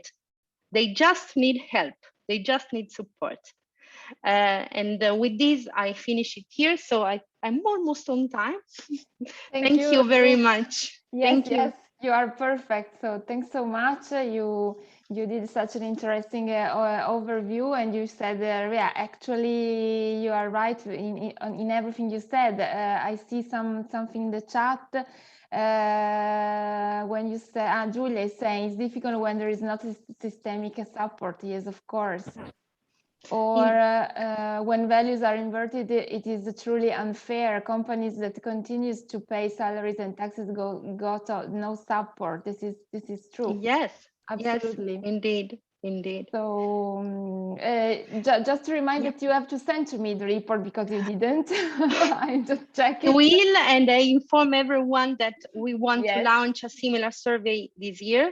As Angela said, also for us, we want to build on this and collect a huge amount of data over the years in order to also be able to monitor evolutions. So all of you will be more than welcome to participate in our survey when we will launch it later on. Okay. Thank you very much. Thank you, Julia. So we are closing now the first part of the day. Very, very interesting. Thank you, ladies. Very interesting speeches. Now we are going to start the second part. That is a dedicated panel to finance and inclusivity, female founders and women entrepreneurship. We have here the moderator of this particular panel. So Bianca Tudor, welcome. Good afternoon. Thanks for being here. She's a founder and CEO at Elite Business Women. So thank you so much for joining as moderator. And we have a list of international speakers from all around the world. So I start just presenting a little bit each of them. So Julia Stark, President of the European Women Association. Hi, Julia. Then we have Sandra Abramovic, Executive Director at Dress for Success. Hi, Sandra. And then we have Nada Al-Lavati, entrepreneur and board member of Sharia Business Women Council. I don't know if I pronounced correctly, but in any case, you will correct me. And then Aisha Kalfan Al-Nuaimi, entrepreneurship and vice chairman of the Ajman Business Women Council. And finally, Kayala Mamadova, Deputy Chairwoman at Azerbaijan Young Entrepreneurs Network. So thank you, ladies. And Bianca, you can start. Thank you so much, Federica. Can you hear me well? Perfect. Okay. Thank you. I think you are doing an amazing work. You've been talking all day, so very well done for all your amazing work. It's the second year in which I'm joining you. Thank you for the opportunity and congratulations for what you are doing so far. Hello, ladies. I'm really happy to be with you today. A few words about me. As Federica mentioned, I am the founder of Elite Business Women Club. It is a club for women entrepreneurs, a network in Europe, the Gulf countries, and Russia. Our main pillars of activity are focused on education, funding women entrepreneurs with a private network of investors, as well as international economic missions for our companies and promoting women entrepreneurs both online and offline. Today we will be together for 1 hour and a half. We have 2 panels. So make sure you take a cup of coffee or tea or whatever you are drinking and you stay with us. And as well, we are communicating in the chat. Make sure you put questions, you ask questions, or you do whatever you write whatever you are thinking about our topics. So the first panel is focused on women entrepreneurship in the fashion industry and how do we support this type of businesses. And I'm happy we have amazing organizations doing an amazing, beautiful work to support women entrepreneurship in the fashion industry. I will just mention again our panelists. And as Federica mentioned, maybe some of the names I will not mention it correctly, so sorry about that. Julia, are you with us? Julia Stark. Yes, I'm here, Bianca. Yes, I'm here. Hi. Hi. Julia Stark is the president of the European Women's Association. Welcome, Julia. Sandra Abramovic from Dress for Success, executive director. Are you here, Sandra? Yes, thank you. You're welcome. Ms. Nada Alavati, entrepreneur and board member of Sharjah Business Women Council. Hello, can you hear me? Can you see me? Yes, can hello. Yes, Hi, how Nada. are you? Hi. Very well, thank you so much. Ms. Aisha Kalfan Alwami from Ajman Business Women Council. Can we see you, Aisha? Hi, I'm here. Hello. Hi, I hello. cannot see your camera, if you will be kind to... We cannot see you, ladies. I think because we have, I think both Aisha and myself, the bandwidth for us is very limited. So if we want to have a smooth session, we have to keep our cameras off. I hope that's okay. I'm very sorry about that, ladies. No worries. Okay. Not a problem. Federica, is this a problem? Absolutely not. No problem. Okay. And the last panelist in this first panel, Ms. Kayala Mamadova from Azerbaijan Entrepreneurs Network. Can we see you? Can you hear us? Yes, I see and hear you. I hope vice versa. Thank you. Yes, you have a great connection. Okay, ladies, so what are we going to do in the first panel? We have 3 questions and we have 2 to 3 minutes for each question. I will introduce each of you and you will reply to the first question. First of all, we want to have a few words about you. So I will kindly ask you to introduce yourself as a professional and to introduce your organization in 2 to 3 minutes. And I will start with Ms. Julia Stark. Please, Julia. Thank you so much, Bianca. Well, thank you for the great introduction. I would love to connect to the rest of the panel speakers because I see there is so much energy happening. Well, in short, so I'm based in Belgium, in Brussels. Our organization has been out there since 2013, but thanks to COVID, we actually could scale. So European Women Association, that's a platform that unites other professional organizations in one centralized place where you can reach out to different countries, their members, chambers of commerce to enhance business opportunities. And you know, the last 18 months was a roller coaster. In one way, you expand very fast thanks to Zoom and this kind of tools, but at the same time, we've seen that we were lacking depth. Meaning that we would have these monthly matchmaking sessions. So we decided to meet when possible in certain countries in person. So since October, we launched as well trade missions in different countries. And of course, we started with UAE. This is the place to be. And I think the ladies on this call will probably support that as well. Having trade missions and connecting women to investors, that is our main focus right now, from business angels, but also to venture capital and some private equity, and as well build partnership opportunities. This is in short what we are doing. We're doing it online. We've got over 1,200 members, female founders who are curated. So ladies join, it's a free platform. Another side, we meet in person, of course, in smaller groups, and connect our female founders to potential investors and partners abroad. Voila. Very interesting. I know, Julia, you've been working in multinational companies and now you're doing this full time. So how it is, let's say, the activity freelancer entrepreneur? It's been, as I said, it's so interesting. So we did our first trade mission in October, the 22nd. For 6 days, we had 23 businesswomen that we selected mainly from Europe, bring them to UAE, and 10 out of them decided to establish a business over there. So for us, it's a big success. That means women are really open to collaborate internationally. So that's great to see. Beautiful. Thank you so much, Julia. I will now introduce Sandra Sandra Abramovic. Please, Sandra, introduce yourself as a professional. What are you doing and your organization, Dress for Success? Thank you. I just want to, I'm really appreciated that I'm a part of this panel, Women's Entrepreneurship, and I'm director of Dress for Success. We are affiliate from Belgrade in Serbia, and we are part of international network organization Dress for Success Worldwide, which was founded 25 years ago, and we supported women in in 160 cities and more than 30 countries, more over the globe.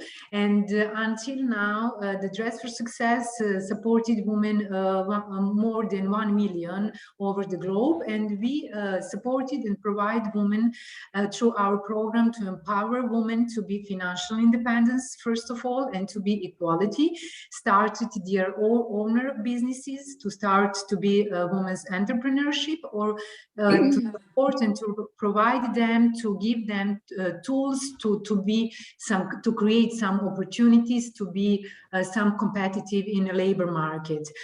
For the second part of our activities and for our goal, it is the fashion.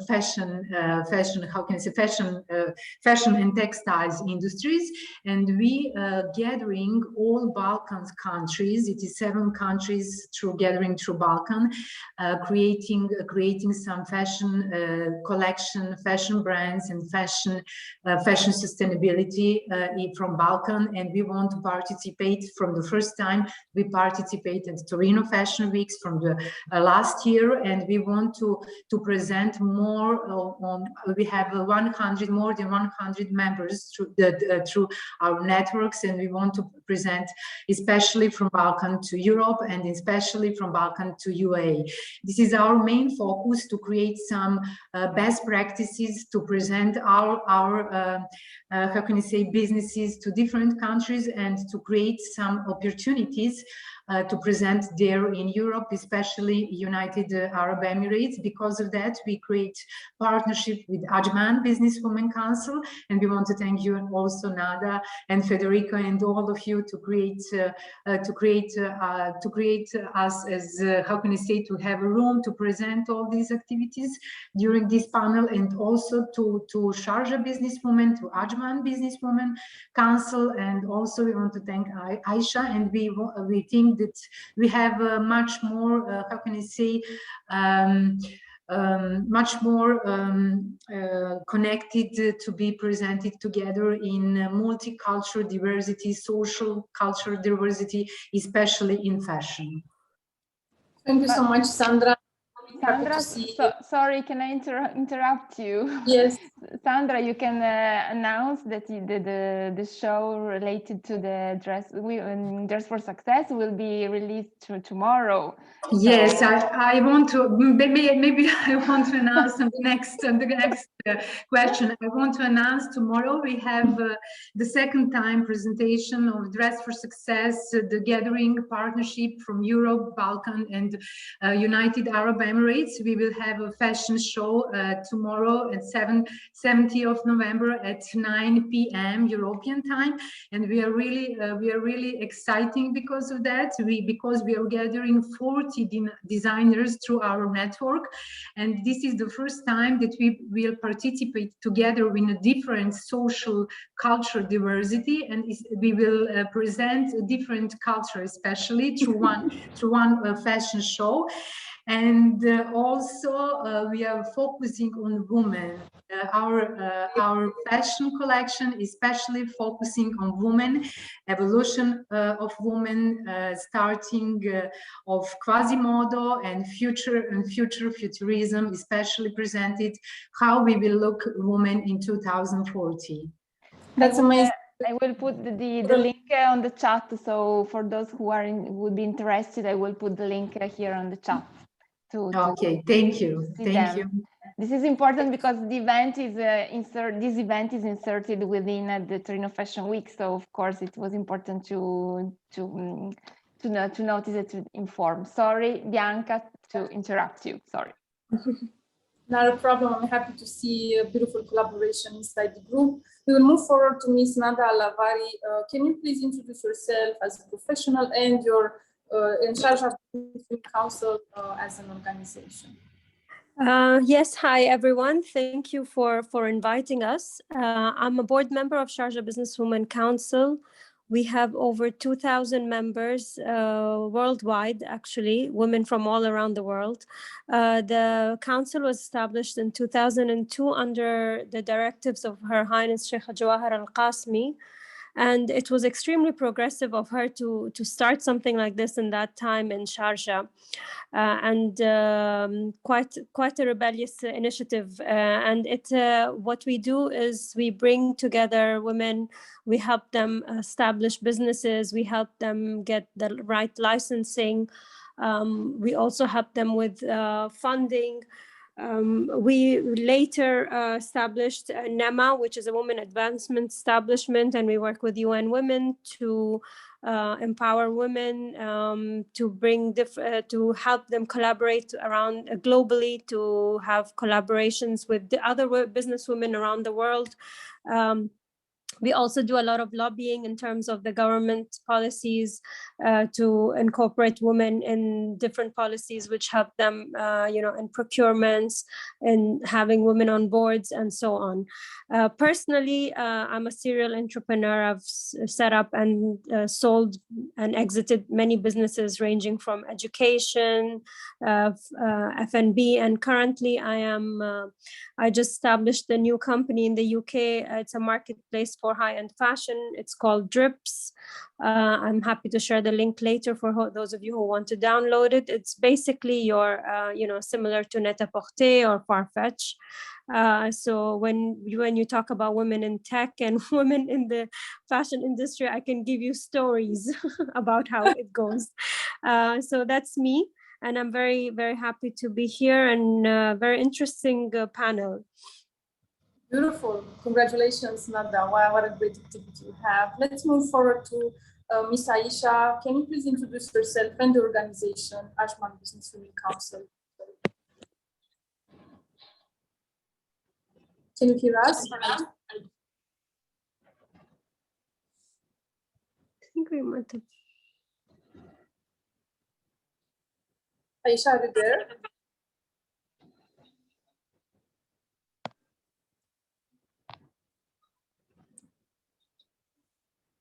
Okay, maybe we will come back to you later. If we have Ms. Kayala Mamaduba, you can introduce yourself, please. Okay, I would like to thank you for all organizers. This is very interesting for me to attend this event.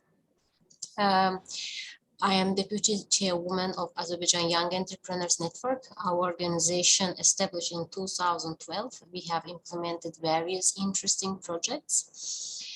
And we built international relations with entrepreneurs associations from different countries: Indonesia, Hungary, Singapore, Italy, Belgium, Ukraine, Georgia, Kazakhstan, Turkey, even UAE. I still remember in 2017, I visited UAE, Sharjah Chamber of Commerce. Maybe we had a chance to meet maybe the ladies who, I'm not sure, I don't remember all participants in that trip, but it was very interesting opportunity for me to visit and to see EU women entrepreneurs. Our organization has established good relation with also international organization. We organized joint projects with International Labour Organization, United Nations Development Program Office in Azerbaijan, and we implement ILO Start and Improve Your Business program. Maybe you heard about it. If not, then I will going to share a very excellent best case collection that will be usable for all entrepreneurs who are attending to this webinar to read, to review all these cases, because it's a collection of enterprises who pass through this ILO program. And also 2 years ago, we celebrate 100th anniversary of ILO together with business communities in Azerbaijan. It was a very interesting event. What else? I can mention some important projects that we realized during COVID, but I keep this information for the next round of question and answer sessions in order to share more information with you. At the moment, that is enough, I think. Thank you so much. You are helping me as a moderator. Okay. Do we have Aisha? Aisha, are you connected with us? Maybe not. Okay. We will wait for you. We are still here. I cannot see Aisha anymore. Yeah, me neither. I don't see her in the list. Maybe mobile charge finished. Who knows? Or do you have electricity problem? It happens sometimes. Not in the UAE. We don't know. So okay. Not a problem. Not a problem, ladies. Let's keep the timing. Federica will be really upset if we don't stick to the time. I'm going to the second question, Federica, and our amazing, beautiful ladies in the panel.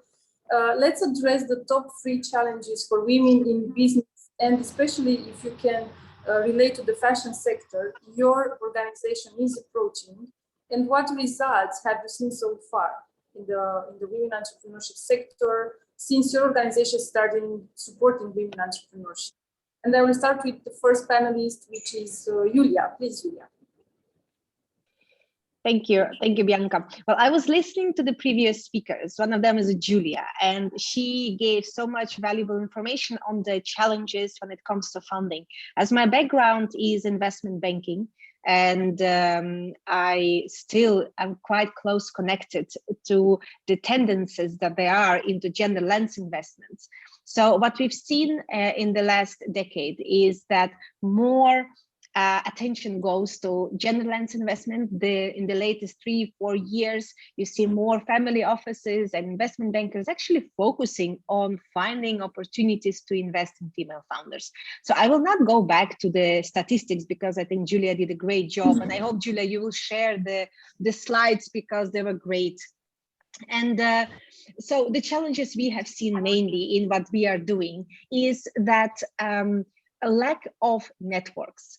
It's maybe so banal, it's maybe not as big as somebody would think. And I've seen beautiful presentations before this panel, but at the end, when there is a beautiful opportunity to grow and to scale, members that come to us, they say, listen, Julia, I don't have any investors in my network. To whom should I pitch? And the pitches happen to, the cold calling in the past. Well, the same way, you just send your pitch deck and you hope somebody will answer. In the reality, it doesn't work like that. Or if it happens, it's very rarely. Most of the time, we've seen that we have to establish that relationship and trust with the potential investment community. And again, it can go from friends and family and fools to business angels to VCs, depending on where you are going. But what the biggest thing we've seen, lack of trust towards the founder. So everybody is looking for female-led projects. I mean, at least in the community where I am working, a lot of investors are looking for this kind of opportunities, but they can't find them. So we've learned that we women need to be out there before we need the funding and network. I don't know who said that before. Please network more. The biggest advice, I think even Julia maybe said that, like in network before you need the money. Establish the trust and relationship. Yes, it's time consuming, but oh my gosh, it will save you so much time. The moment you need that funding round, you will just make 1 or 3 calls and you have the right person that already trusts you. And again, we've done hundreds of pitches in the last 2 years. Every Wednesday afternoon, we would see scale-up startups online most of the time, internationally.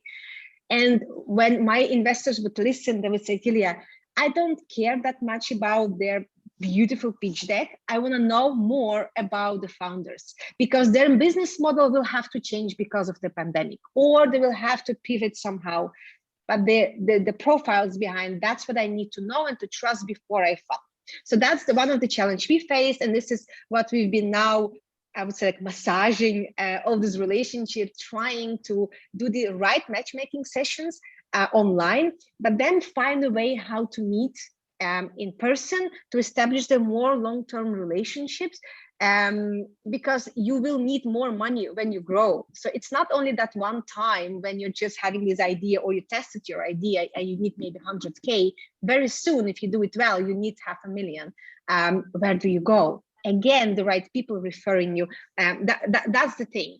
And then maybe last thing to add, to be very time concise, is, as I said, online is great, but it's very broad. It's not deep enough. Yeah. We really have to find ways to establish relationship. And for example, I opened a company in Dubai, and we got all the licenses, the residency, and then I come back for just a week now. I'm back in Europe, in Brussels, and I feel that because I'm not physically there, cultural differences are quite big. So when you go internationally, it's so much underestimated. We keep on going our Belgian way and think that things will happen on Zoom. Well, they don't, at least not with the partners I've worked. So it really needs some extra attention, understanding the culture to the country you're going. And physical presence is still cannot be replaced with any Zoom or webinar or whatever tools, especially when it comes. Thank you so much, Julia. We have the next speaker. Yeah, thank you, Bianca. So I would love to speak with all of you.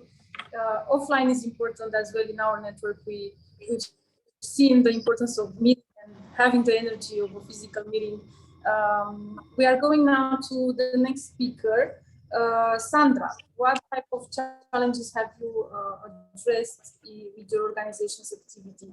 Give me one, the most important one. Okay, thank you. Interesting.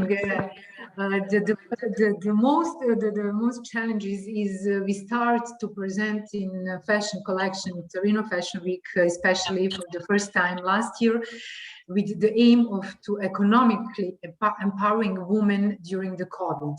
We have a chance to present our fashion collection online, and this is for us really the first challenging aspect, to create all boundaries, gathering all Balkan designers. We have 40 last year, and this year's also we have around 40 designers through Balkans and other regions. And the most challenges is how to, how can I say, to empower them. They have a very good they create domestic fashion collection brands, but with the domestic manufacturing process. But we need networking, and we need some kind of, we create last year regional platforms from Balkan to be followed as some kind of commercial platform to present our brands to European Union and to other, especially UAE markets.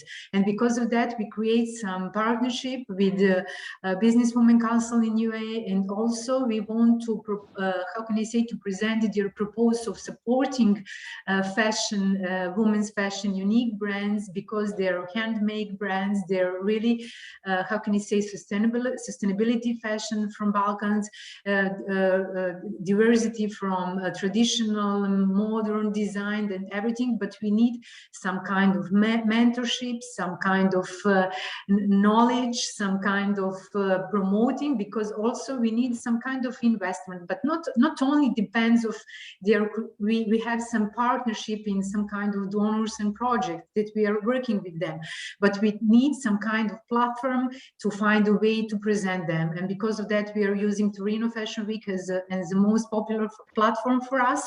And we need more, especially to learn some others business in fashion businesses, how they are working in, as Nada said, the UK, UAE, and especially. Okay. That's amazing. Even though we are so connected via Zoom and everything with the online during the COVID pandemics, we still need to be more connected, and this is a very deep noticing. Okay, thank you so much, Sandra. Let's go to Miss Nada Alavati. Nada, are you there? Yes, I'm here. Okay, let me know, let's say, the most important challenge your organization is approaching And if you have seen any results since you started doing particular activities to approach this challenge. So I think that I would say that we started an initiative to help the artisans in the region to know their worth, you know, because I mean, in the Middle East, or especially in the GCC, I would say we have a problem that people, women here, you know, the traditional women, they do a lot of work by hand, and they do beautiful work, but they don't see their own worth. They sell this stuff very cheaply, and they don't do enough. So we put an initiative called Crafts Council, Contemporary Crafts Council, and it's basically sustainable fashion. And we try to bring these women on board to collaborate with brands like Asprey, Gucci, Cartier. We did a lot of collaborations internationally, and this kind of helped them to understand the worth of their work. Because I think this is one of the biggest challenge across sectors. It's not just in fashion. Women sell themselves short. We don't believe that we are good enough. We don't believe that, oh, I'm worth this much, or I can do, I can demand this. And I think this is all goes back to the way our education system works.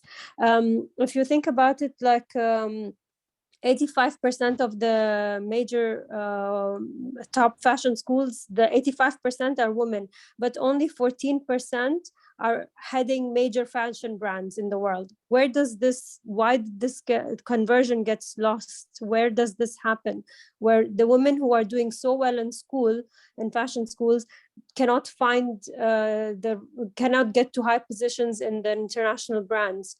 A lot of the times it is because you don't ask for what you think what you should ask for in the first place, because we get intimidated by it, I think. So this is a mindset, and it's the hardest thing to overcome in my experience. Yes.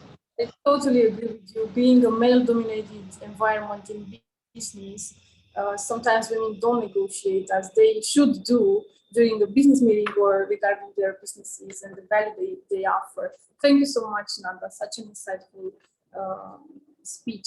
Let's move to Ms. Mamadova.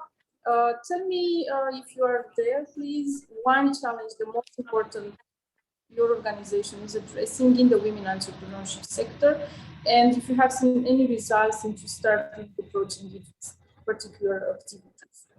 Okay, thank you.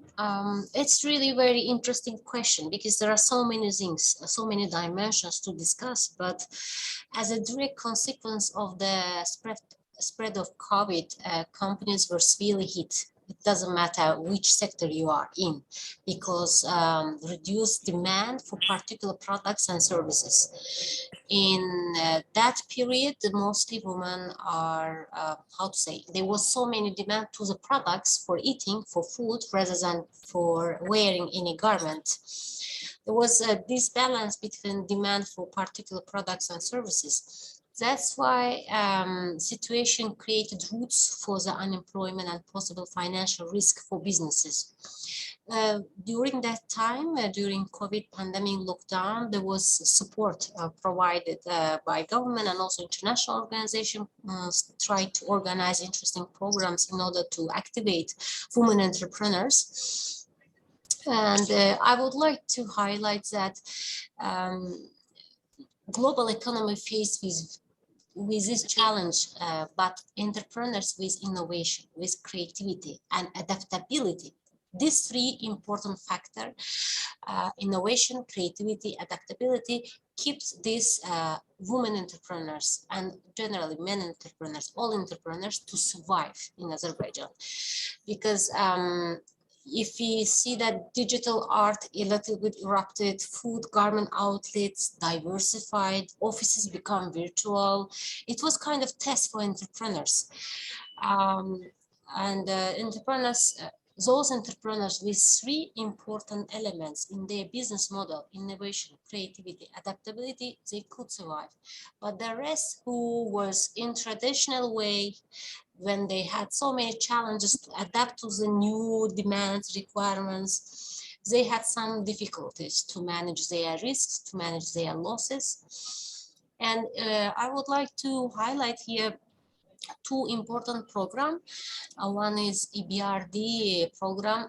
Mostly EBRD has become very active in our local market with various mentorship support and various programs. For instance, they organize specific program for educational financial literacy, particularly financial education. There were so many educational seminars for entrepreneurs. Particularly, I would like to mention advice for small business program.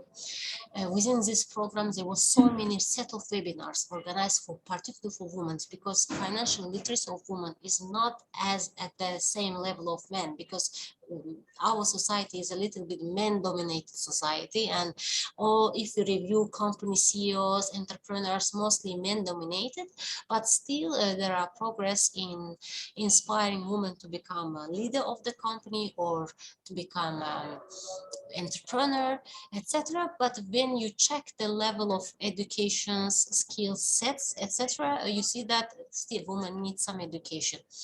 That's why this program, Advice for Small Business Program, it is called like this. There were so many set of seminars, and they had some educations. And also there was micro mentor support program.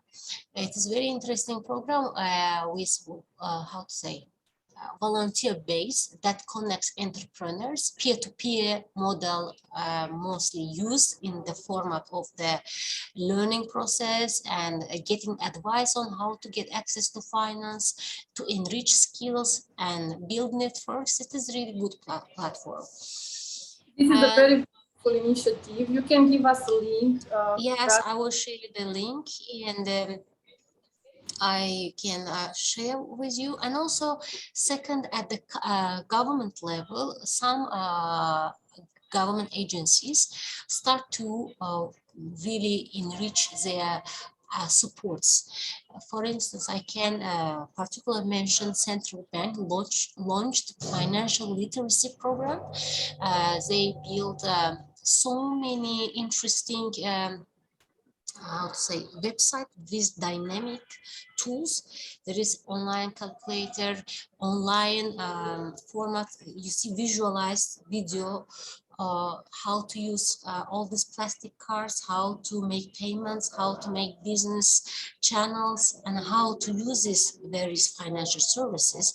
It's really very interactive portal. I can share with you as also the website. Thank you so much. But yes. We have to go to the question because we don't have. Here, yes, I would like to stop. You can yes, I will share the. Yeah. That's amazing. Thank you so much, and I'm so sorry that we have so little time. Yes. Federica, why?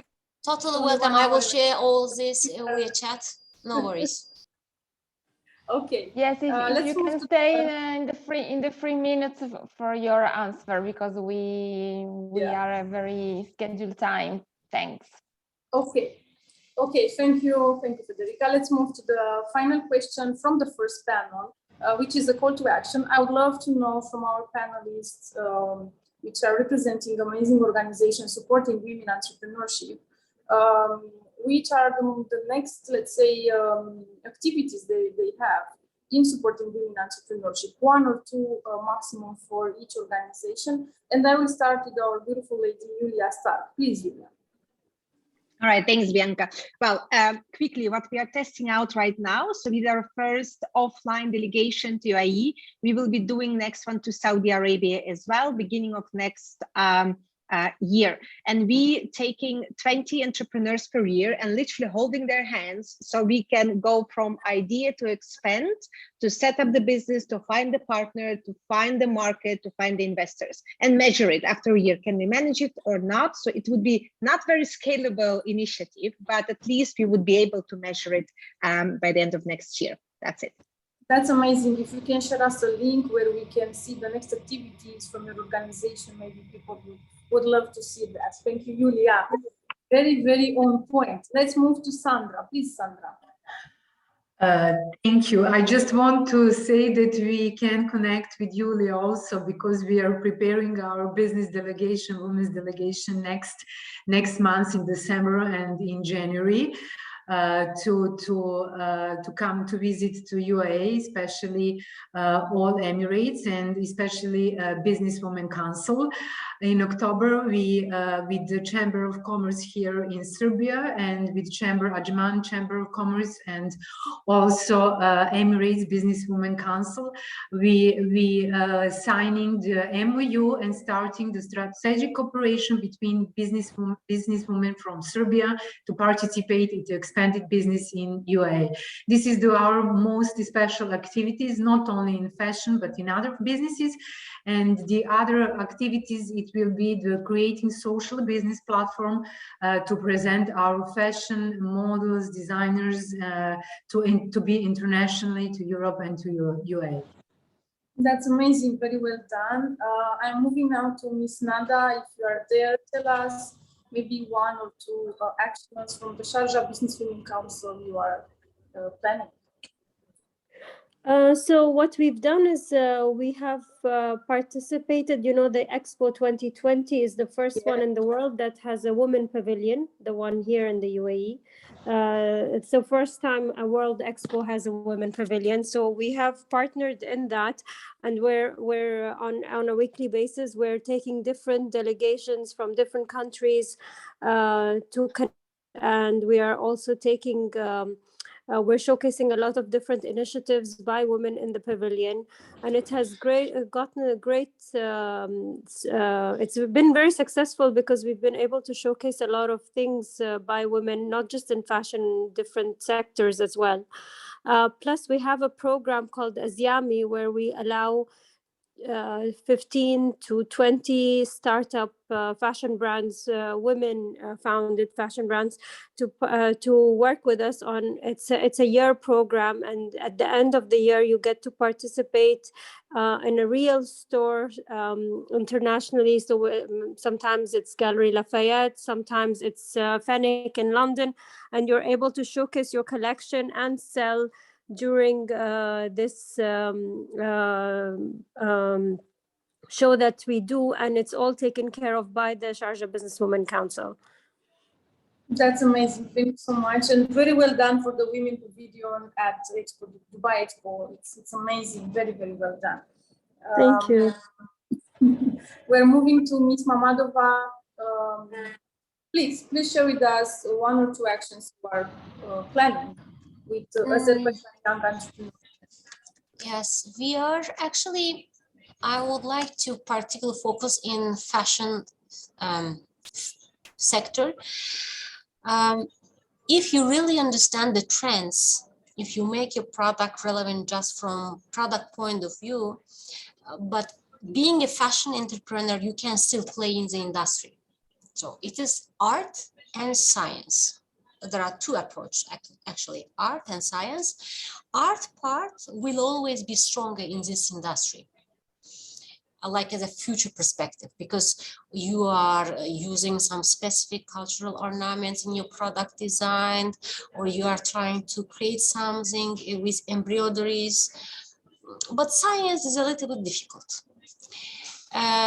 particularly if you are undercapitalized or lack of budget to invest in the future. If you have dealt with a lot of legacy of what you used to be retail dominated, of course there are a lot of challenges will be. We will see massive, sometimes, there are so many shifts, changes in the business models, particularly it is very dynamic. For instance, very recently I heard that the company who were in let's say couture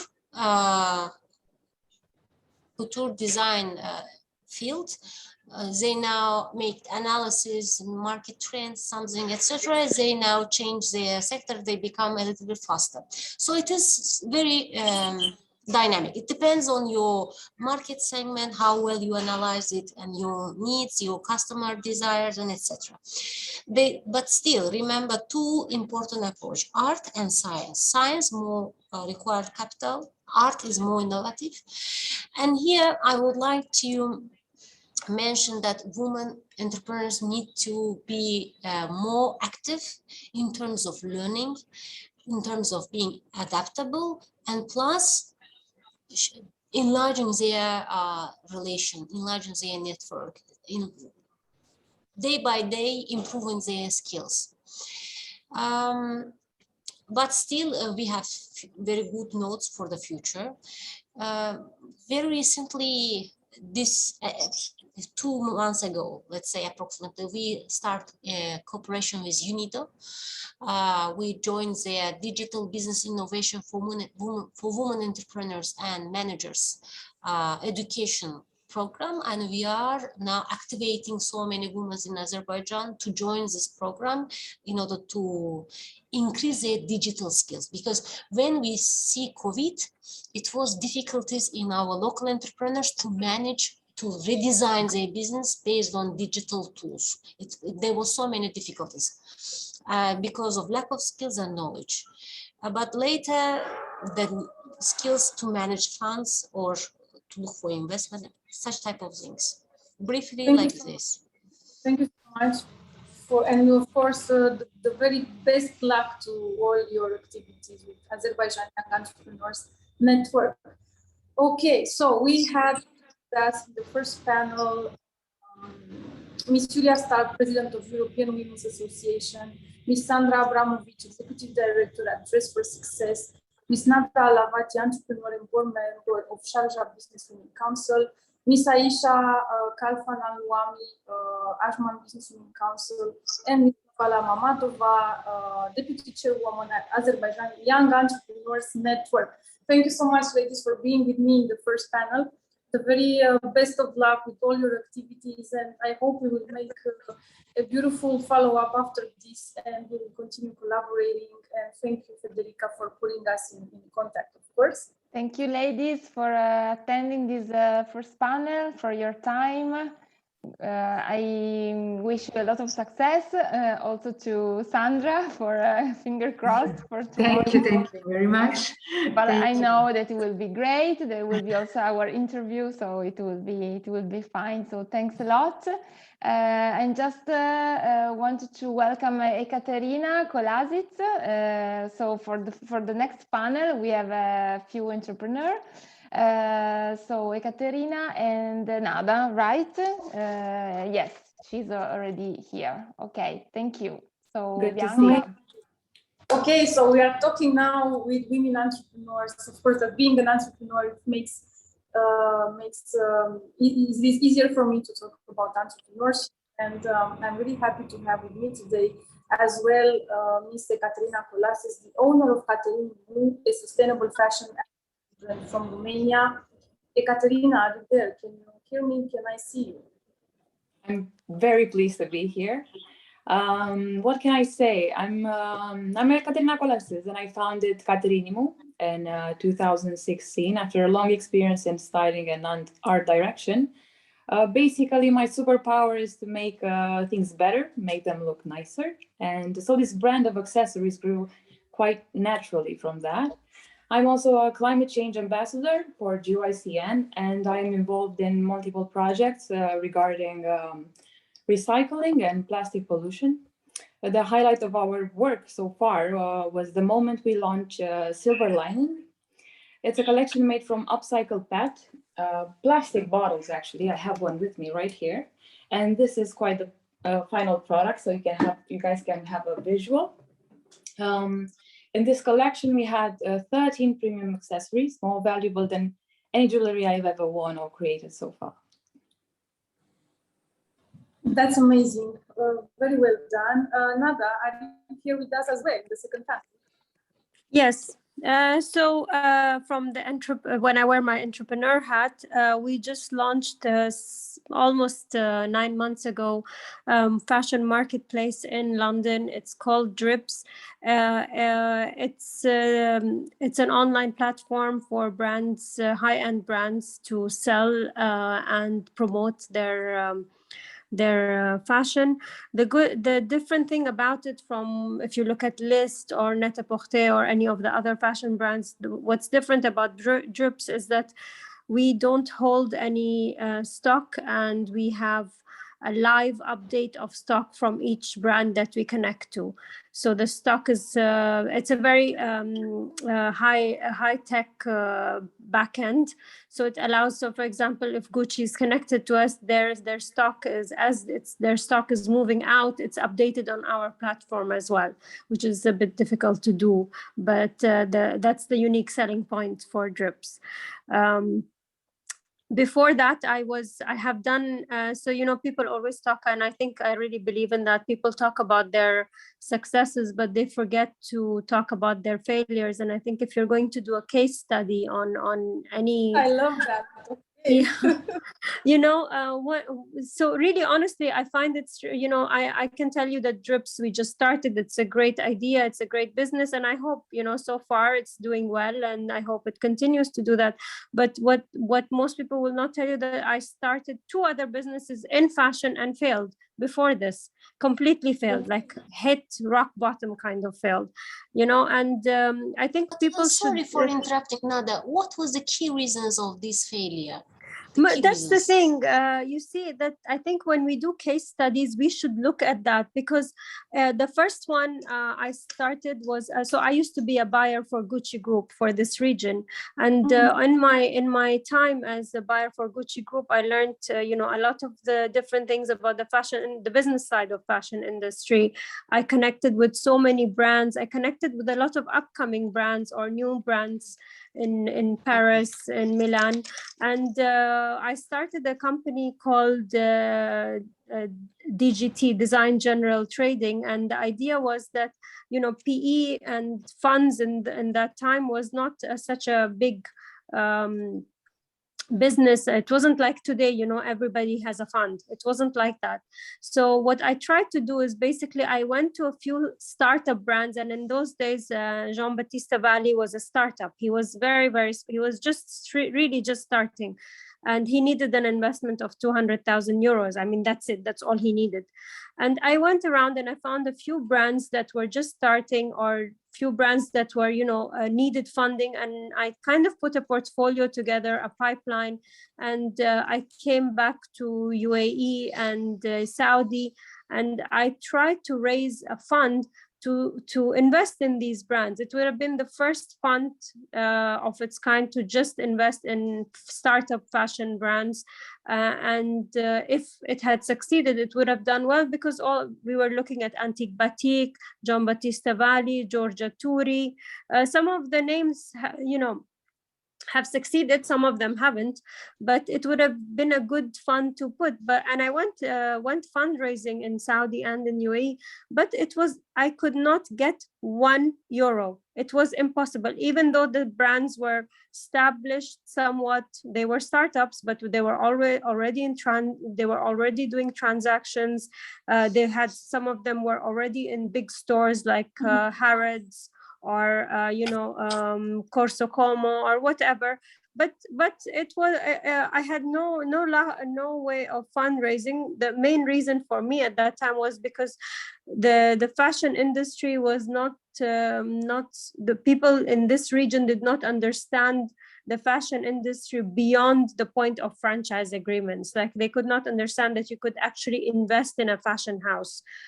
So I think that, plus my fundraising was more, because I'm from an Omani family here. My fundraising was mostly focused on trying to fundraise from women who are, again, there's not so much, they're financially not so savvy and at that time. So it was very hard to get them to invest in something that's not brick and mortar, not real estate, So there was a lot of reasons for that, for it to fail. But I think it's good for case studies and for a lot of, these companies that publish reports to look at the failures first, because that's where you learn. Yes, I totally agree with you. Actually, we had a conference for 3 years in which the main topic was failure in business. And at the beginning, everyone was looking so strange at me, saying that how can I talk about failure? I cannot do that. They were like blocked. But it's really, really important. So I will address this topic. I have to connect with you because I'm trying for next year. I'm starting a conference with a few, ladies from the UN. We're putting something together. We're calling it the Losers Conference. Follow up. And we want to showcase, failures in different sectors, because that's very important. That's amazing. Thank you so much for raising this during the event. I will go now to Ekaterina. First of all, I want to say thank you because I wear these beautiful earrings from Torino, the brand she's representing. And I will ask Ekaterina what opportunity or problem in the market is she approaching with the brand Torino, please. Well, at the moment, I think Caterini is locally the go-to place when you need something statement that you wear proudly. Women adorn themselves since ancient times. I don't know, there actually is a need for adornment. There are studies on that. So the issue I'm trying to address when we're creating a new collection is the versatility of the products. For example, we have a product that is named Karina that you can wear as a belt. You can also wear it as a neck piece or as a headpiece, and that's what I'm aiming for. We need to be more creative when it comes to product design, and massive consumption and compulsive shopping. Well, there are not healthy habits, and we only encourage smart shopping practices. We need less things for better design, and that is sustainability, in my opinion. And this is why I call this brand a sustainable brand, because this is what we preach. That's amazing. Thank you so much, Ekaterina. Nada, what opportunity or problem are you addressing in the market with your business? I think what we're trying to do is we're trying to solve a problem for the brands. So, most of the brands are on, of course, especially because of COVID, a lot of them switched to marketplace or online shopping platforms. They are having to ship their products or their collections to the platforms they are showcasing on or selling on. And the logistic nightmare of this was very, it's been very difficult. Plus now with COVID, when COVID happened, they saw a huge decline in their businesses because the shipping situation to for example, to Net-a-Porter, where they do 40% of their sales or things like this. So what we decided that we would be able to create a platform where brands can showcase and have a control of their own logistics and their own deliveries and their own stock, but they still have an online presence. I love that. Okay, let's move to the pandemic and the COVID, let's say, period of time in which we had to adapt. And I would love to know from you, both women entrepreneurs, just one challenge, let's say the most crazy one who gave you a lot of headache during the COVID-19, and what did you do to overcome it? Ekaterina, okay, I'll start then. I think I'm an optimistic person, not in the romantic sense, but judging from my power to move things around my work. So what protected me in these difficult times was a very valuable resource. That is the people. The people who I worked with until the pandemic hits. So is in fashion, I think so is in any other industry. When someone says, surround yourself with like-minded people, it's really efficient to do that. So it's not just blah, blah, blah. They will be the first to, you grow your projects with, that will not hustle with your time and energy, that will give you almost instant results. So the first 2 weeks of the pandemic, I think I was just an observer. I was trying to understand what's going on. And my first worry was that my product didn't have a place in the market anymore. It was like, I'm creating accessories for women to adorn, to go to events, to do this and that. What am I gonna do? So I turned to just trying to figure out locally and helping the other local brands as well. So we created this, how do I call it? A project, which is called Local Gift. We did this hybrid product between a piece from Caterini and another piece from another local brand that I appreciated. And it turned into a great idea because people were constantly buying gifts because they couldn't make it to their loved ones. We were all in lockdown, so they started doing this. And it was, my intention was, first of all, to help other small businesses, as I am, to at least release the stocks and keep the business rolling at some point, because everyone was ready for a whole season and they were all doing stocks and stuff. And yeah, the purpose was that the community of the small business to keep going. And it's still a hard time.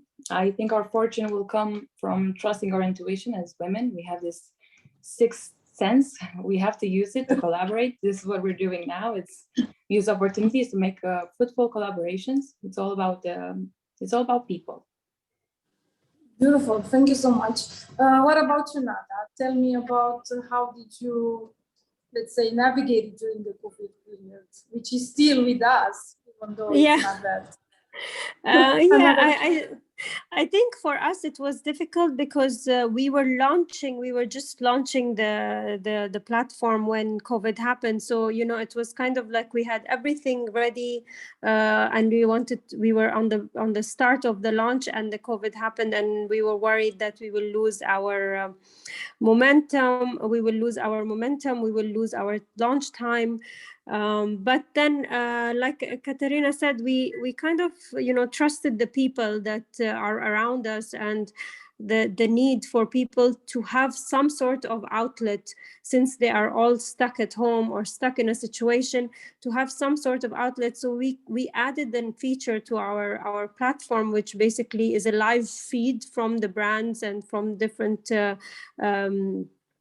ads that they create, which give people kind of a way to, like, you know, how to wear things at home and how to enjoy fashion while even when you're stuck. And so we launched it, you know, we took a leap of faith and we launched it, and it kind of turned out really well because we gained a lot of traction on the platform for people looking for loungewear and, you know, things that they can wear during you know, their Zoom calls for work. And so it was kind of interesting. It was a completely different trend of clothing and what people spend on, but it was a very good way to learn. Exactly. Learning a lot. Yes, absolutely. I'm so excited to see that you are still moving forward, and you, of course, find a lot of solutions to the challenges we all have as entrepreneurs. Let's say that we have some other women watching us, and they are thinking to start a business in the fashion industry, and you are already an entrepreneur. Let's try to give an opinion or advice to a woman who is thinking to start a business in the fashion industry today. So, we'll keep the same. Okay.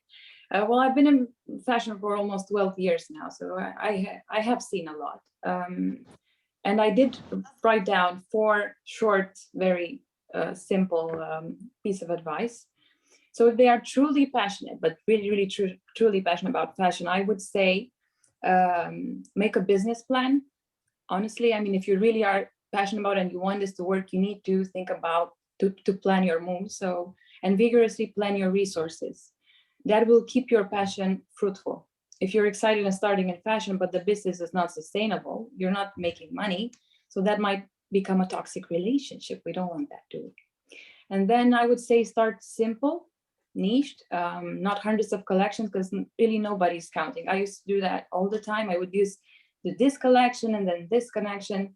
I would just make a good product, 2 or 3, sell that good, and then reinvent.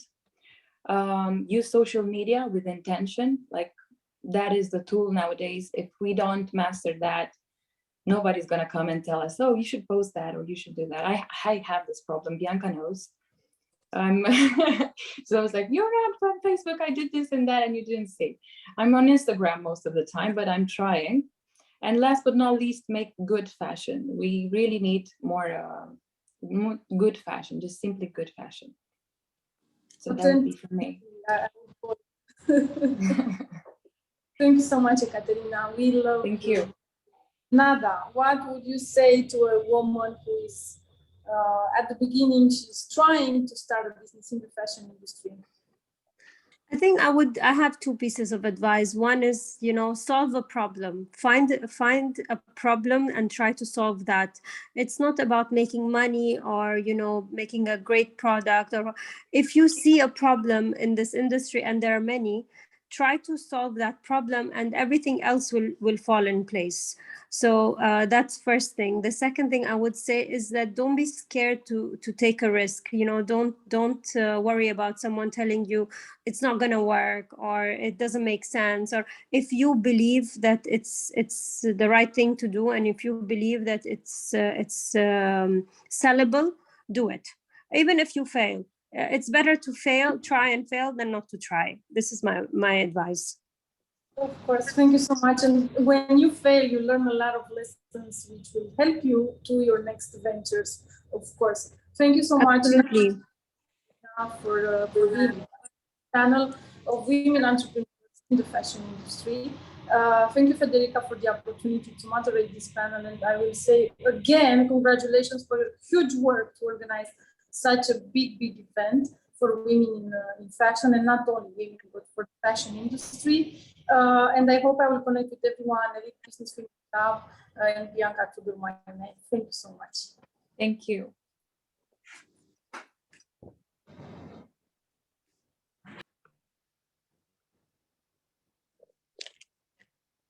Thank you, ladies.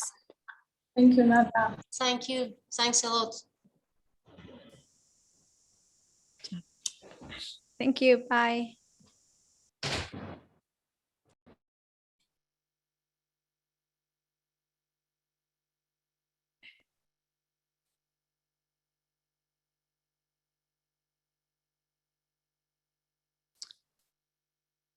Federica, we cannot hear you.